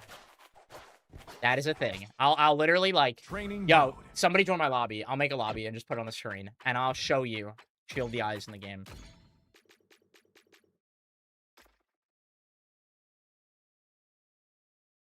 I'm not mad at you guys for not knowing it. It's the problem is that people just don't know. It's valid to not know because you can't angle shield in this game, so you wouldn't expect it to be in the game. It makes sense. There's no indicator, there's no visual besides it happening. Thank you, Hylian. I'm just gonna let whatever lobby we get to. Hylian, go Clarin and just short hop near me. And on the plat. I'm gonna go to Godai. You guys, someone owes me a pizza or something. Someone owes me dinner. I'm doing God's work right now. Orcane. Here, watch you go to Hodojo. Okay, so I'm gonna show you guys something, okay? Ready? Okay, go! So what I'm gonna do here is I'm gonna shield and not shield DI, and it's gonna push me off the plat. Oh. Yeah, it pushed me off, right? You see that? See, push me off, right? Now watch, and I'm gonna roll to the edge. Go ahead. There is shield DI in this game. I can even mix it up. Ready? You can wiggle around. You can go crazy on these moves. I can go exactly where I want, and I can grab you. And, like, go ahead and, like, run up and down tilt me. Oh. just down tilt. Just down tilt. Yep, and now I won't shield DI it. 1 second. And it pushes me back. But if I shield DI into it, we'll just break my shield again. And do repeated down tilts this time. See, I can get closer. Yeah, wiggle your shit. explain the interaction I had last night. Yep. Oh my god, why is there no in-game indicator for this? I don't know a good way. I think the way they could do it is potentially have, like, the DI line. So, like, when you SDI something, go ahead and nair me again. Where I'm gonna dual stick and, like, the arrows there, I think that being on shield would be kind of cool. But the problem is there's a ton of visual clutter when it comes to shield already. This is a really big issue. In the game when it comes to shield is there's a lot of really cool VFX, but when hitting shield, there's so much visual clutter with multi-hits, which is where this is mostly impactful. And so trying to see this is really hard, and can be a little frustrating already. There's too many lines, it'll get confusing. Exactly, I agree. And especially when rollback happens, they appear, it's kind of funky. Like, I totally empathize. Bonathan, I'm gonna show you something really cool. Keep spamming up tilt. Shield the eye right into it. Or if I don't shield the eye, it can like push me. There we go. Actually, my grab's too big. Let me go to a small grab. Let me go to a small grab. Slay. Smaller. Olympia. Metal refinery. Like just down tilt this time. Down tilt this time. Ready? Go. Or if I don't shield the eye, can't grab it. Yep. Can you shield the eye with the right stick? I don't know the answer to that. Someone else answered it. I play with right stick roll. Revert Orcane's shield grab? No. He actually has one of the largest grabs in the game. I don't know if that's a bait comment, but he actually has a like disjointed long grab. They actually had to fix a bug on it where it was accidentally negatively disjointed and losing to other grabs. He literally has a tether grab actually. The problem is actually it's not laggy like other tether grabs. Weirdly enough. That's like the beef that a lot of us have. For sure bait, yeah. But for anyone that genuinely thought that, it would not make it negatively destroyed. Wait, it's not anymore? No, they fixed it. Thank you, Hylian, for your help. Your rival. Where's the hot fixes?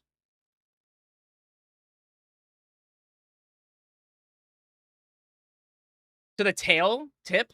Someone had a screenshot of this. Fuck. Someone get me a screenshot. Lynn, Debs, anybody.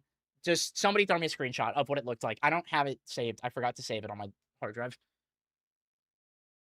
The leg, it's disjointed, but the problem was that the grab, like the leg was grabbable, bigger than the grab box. Oh, Discord is shitting itself? Fuck, man. Whatever. But yeah, you could grab it too easily. And instead of grab clanking, he would just get grabbed. Which is just bad game feel. So that got fixed. That's why that happened. Okay. Does anyone have any fucking questions?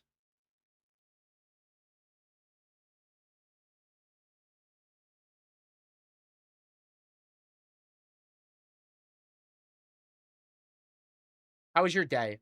It was good.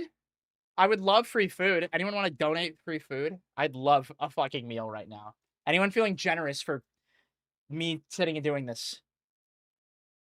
Please. If you want, if you give $40, you get a VOD review. A full written up VOD review. I know. If you want, I'll do it on the stream. Like, you hold walk modifier. You can hold walk modifier or hold double shield as well. You know, I'd say he shouldn't have a hitbox in front of his grab in general. It's literally his body, so it's a hurt box. Is there a way to mitigate accidental rolls for shield DI? My favorite setting, one of my favorite settings in the game. That's a great question. So there are a couple ways that you can do this. You can double shield, hold walk mod as a button. So if we go to customize controls, you can set walk mod to be a button. So mine is like clicking in the left stick. Or you can go and set, where is it? Roll settings to right stick only. This makes doing glide toss out of shield a little bit harder, where you have to claw, or like have an extra button on like a bumper. But love this shit. I need super stash check again. There we go. Tumble the assist is on. Hold the taunt's awesome too. This new feature. You can't taunt for 8 frames in the air. So you won't accidentally like hit it. But if I hold it, I can do this. My favorite feature put in the game. By far. That's sick. Yeah, so like Let me go into training mode, and I'll show you guys my inputs. Training Thank you for mode. thank you for suggestion. You're welcome. How good is having walk mod? It's preference. It's just preference. It doesn't really matter. Some people really like it. It can help making shield dropping easier. I've been shield dropping for 15 fucking years or whatever, so like I don't care. And pivoting and like I have no issues with that stuff personally. But on certain control schemes or people with certain limitations, it's a great feature. I think it's kind of broken, but it's all preference. If you play GameCube controller, shucks, bummer. Yeah. C6 roll, I just give it a month. Just give it a month. And if you want to practice shield DIing, just practice how you would angle your shield and smash. Or do the double shield. Like, again, it's all fine what works for you. What was I going to show? Oh, inputs. Olympia. Yeah. Where's my skin? I claim this, by the way. This is my skin. Play GCC, I don't know, move on. If you want to play on PS5, you're going to have to. Probably. Metal refinery. Sai, I actually have to practice Sai. Ready? Sai, Chungus, Go! Sai. Ah, that's the wrong button. Input, display. Okay, so, if you watch, you can, like, slight press like this to not roll. This is a hard press. Or, I hit my right stick. And you can, like, buffer this, too. Yeah. Screws up again, thank you. Lynn, can you send me the picture, if you are back in Discord, of Orcane's leg? I think you had it. You need 2 shield puts for shield DI. You don't need it. You can just light press your shield to do it as well. You don't need. You just have to be. You have to be gentle, gentile. All these things are not needs, by the way. These are preference. All right, I'm gonna stem for a minute. Oh, if we're gonna have PS5, then I gotta get a Brooks converter. You don't want to do that. That is gonna give you so much input delay. And also read his X input, which will work wrong. Well, we're gonna work on solutions should that be the case, though. Impacts on glide tossing. I will show you. Fish. Wait. How do I spawn an item? I've never done this. Chat. How do I spawn an item in training mode? Do I just turn it on? There's no way. Am I stupid? God, am I dumb? Press X? Oh, Y on the bottom. I'm dumb! I'm stupid. I'm a stupid shot. I can't read. Okay, so to glide toss at a shield, you have to roll and, like, press the throw at the same time. Right? So, like that.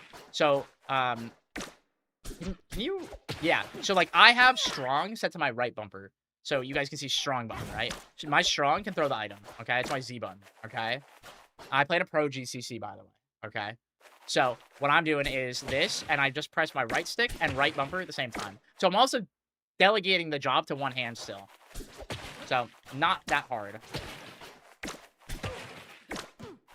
Oops, and then... Because you can do this in the air the same way. Whoops. So you just air dodge and just hit the right stick, and then that's fine. So if I want to throw, whoops, I gotta do my brain. Oh, wait, I'm gonna get it. I'm gonna get it. I'm having to relearn this too because I played Brawl with glide tossing like this, and there's a glide toss from Smash 4 that's not in this, which is jump cancel toss, and like this is throwing it up is the problem that I have. So if I, there we go. To do this, you have to hold shield, hold up, and then roll, and then yeah. Because then the direction you hit the left stick will override, and throw it. Smash 4 had glide toss, you had jump cancel toss, which I really wish was in this game. Actually, is it possible to request the devs to add non-typical items to training mode? See, put it on the noteboard, send me the link, and I will forward it immediately. I would love that. Ult technically is a form of glide tossing. It's just that it does. Are you talking about... Does it have jump cancel toss? I don't remember. Thank you, Darquez. Yeah, please, just DM it to me or send it in the Discord and ping me. Oh, you can roll cancel toss. I forgot about that. Yeah, isn't there roll cancel grab in that game too, but it just, like, doesn't go anywhere? It, like, doesn't carry your momentum in the same way? Okay. Does anyone else have any questions? Thanks for showing that. I will not be changing that setting now. Yeah, that's fine. Mac can trip Diddy while he's holding shield banana. Oh yeah, because you can shield poke.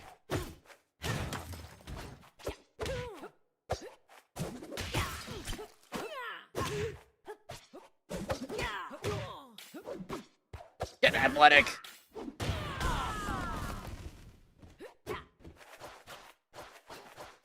This I think that'd be bad for backwards glide tossing. No, you just hold the stick. So if I do this, I hold forward, roll back.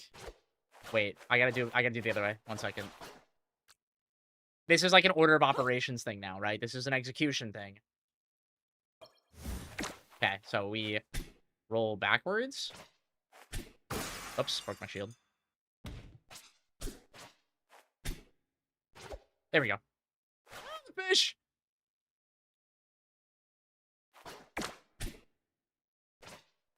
Can you still... I'm using both sticks. Yeah, I'm using both sticks. Because look. Yeah, watch my inputs. Watch my inputs. Ready? Both sticks. Both sticks. And then I'll do... up. Both sticks. Both sticks. Yeah, air dodge left and throw right. Yeah. There you go. Yep.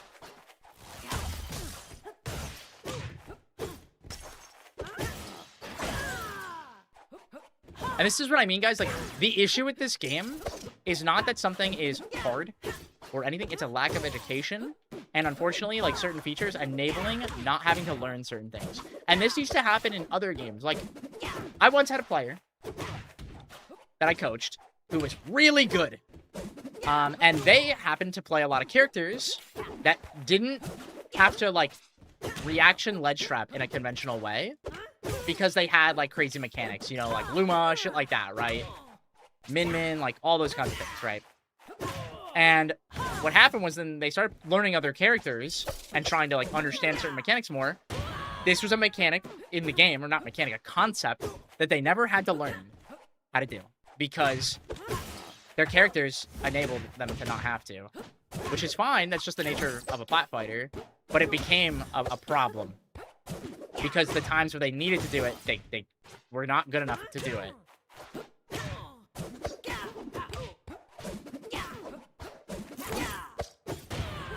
My roll glide toss input is slop. I might change my binds because of how it's so fast. Yeah, it just depends on how often you think you're going to use it. I think it's important to have more accessibility if you're playing a character like Slade. But any other character, it's really not that big of a deal. It's not something you need to know how to do. More than anything, it's important to know how to glide toss upwards. So you can get the item out of play, but still, like, maintain it and bait your opponent with it. Me with Fleet not learning how to tech chase in the game, I'll just F strong. Yeah, exact. Unironically, true. There are lots of things like that. And sometimes it's more dramatic. And, like, that's real as fuck.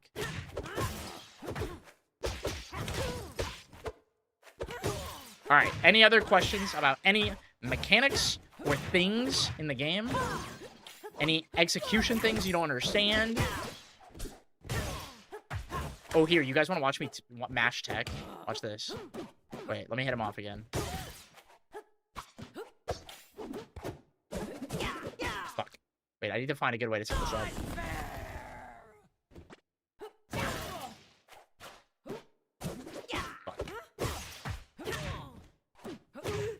Oh, I killed him. CPU kind of shit on you there. Dude, I got edge guarded by a fucking CPU. It's over. Tips and tricks for teching in this game. Unironically, press it before you're gonna get hit. Just slightly. That's like the best tip I could give. But when you're hugging the wall, unironically, just mash it, dude. Just be shameless. It doesn't really matter. It's so generous in this game. You're gonna get it. Don't overthink it. If you think you're gonna get hit, press the direction where you're gonna get hit. So like if you're on stage and you're like, I'm gonna get hit, just press down on both sticks and press shield and live your life. Or if you're up against the wall, dude, you can mash it or sometimes even hold it. It's very generous.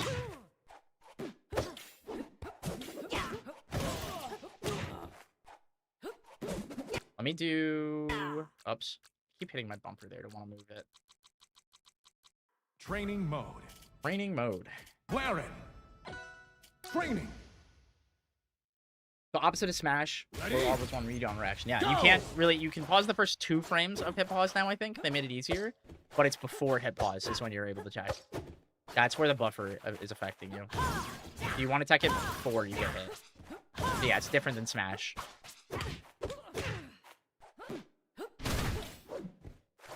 Just, oh yeah, let me turn on my inputs, and you can see this. And input history. It's gonna be shameless. Oh shit, I messed up.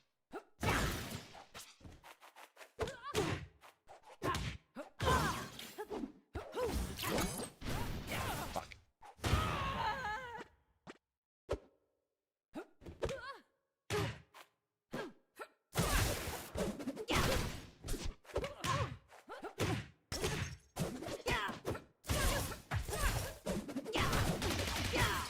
I'm just mashing it. Like, I'm being so real. Like, I just mash it, guys. Like, y'all play this game? Like, you can clip me doing that. Like,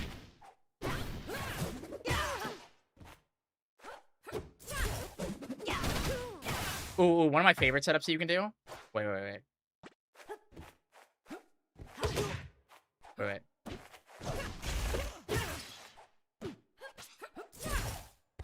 No, you didn't recover right.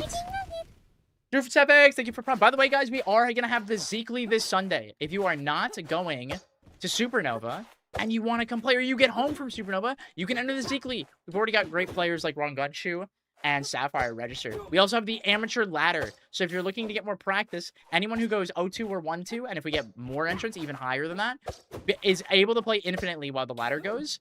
And then there's also a whole other top cut for that as well. Gunshoe, thanks for hearing out ideas. Of course. That's what we got to do. Let me do the setup here. 1 second. Save state.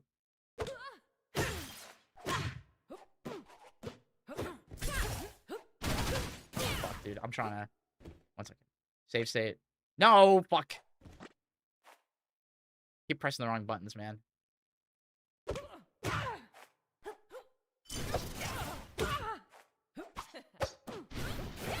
No, you need to recover hugging the wall. All right, basically, you can tech the up B and up B her back and rip her off the wall. It's awesome. You only get to tech 1 hit. It's the coolest thing you can do with Olympia, by far. I love doing it. You just up B them out, and then you can snap ledge if you're high enough. Have fun. Thank you for being here, guys. By the way, make sure you come join the Discord. Come follow me on Twitter.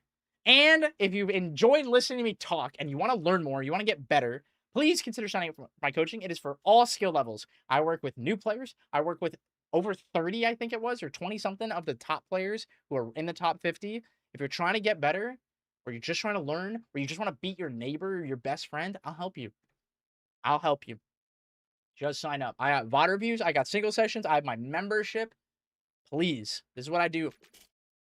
What are you doing? The focuses are. What are you asking? Sorry, Shadowbite. Can you be more specific? Training. What are you... Wait. Are you doing the focus action? Ready?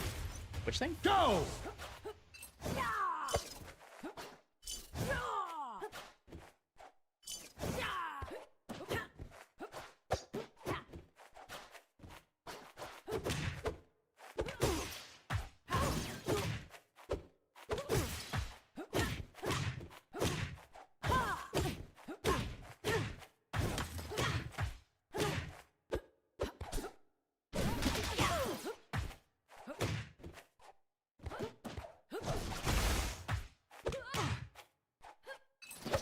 Oh, you can do that too. I do that without even thinking about it a lot of times. But usually, just whether I side B to the wall or not, I'm just pressing it.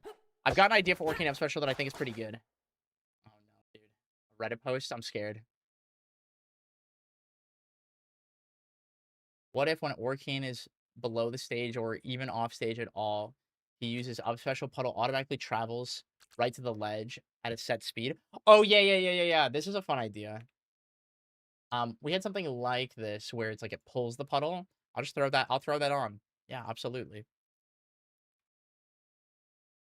Awesome. Yep, this is what you guys got to do. Just pitch ideas, pitch ideas, pitch ideas. Love that. That's a fun idea. All right.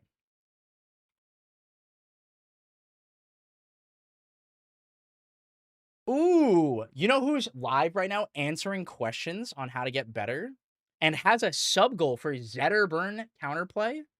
Mr. Sly 1220. My goat, one of my best friends who just made a really cool guide on how to beat Clarin. Guys, we're gonna go raid Sly. Yeah, we're doing it. Everybody say sup chud. Right? Ready? Sup chud. And then where is it? The Clarin cat? Pop cat. Where is it? Pop. Yeah, Zeke Pop. Okay. This is our raid message. Okay. All my subs, I better see this shit get spammed in here. Thank you guys for being here. Have fun.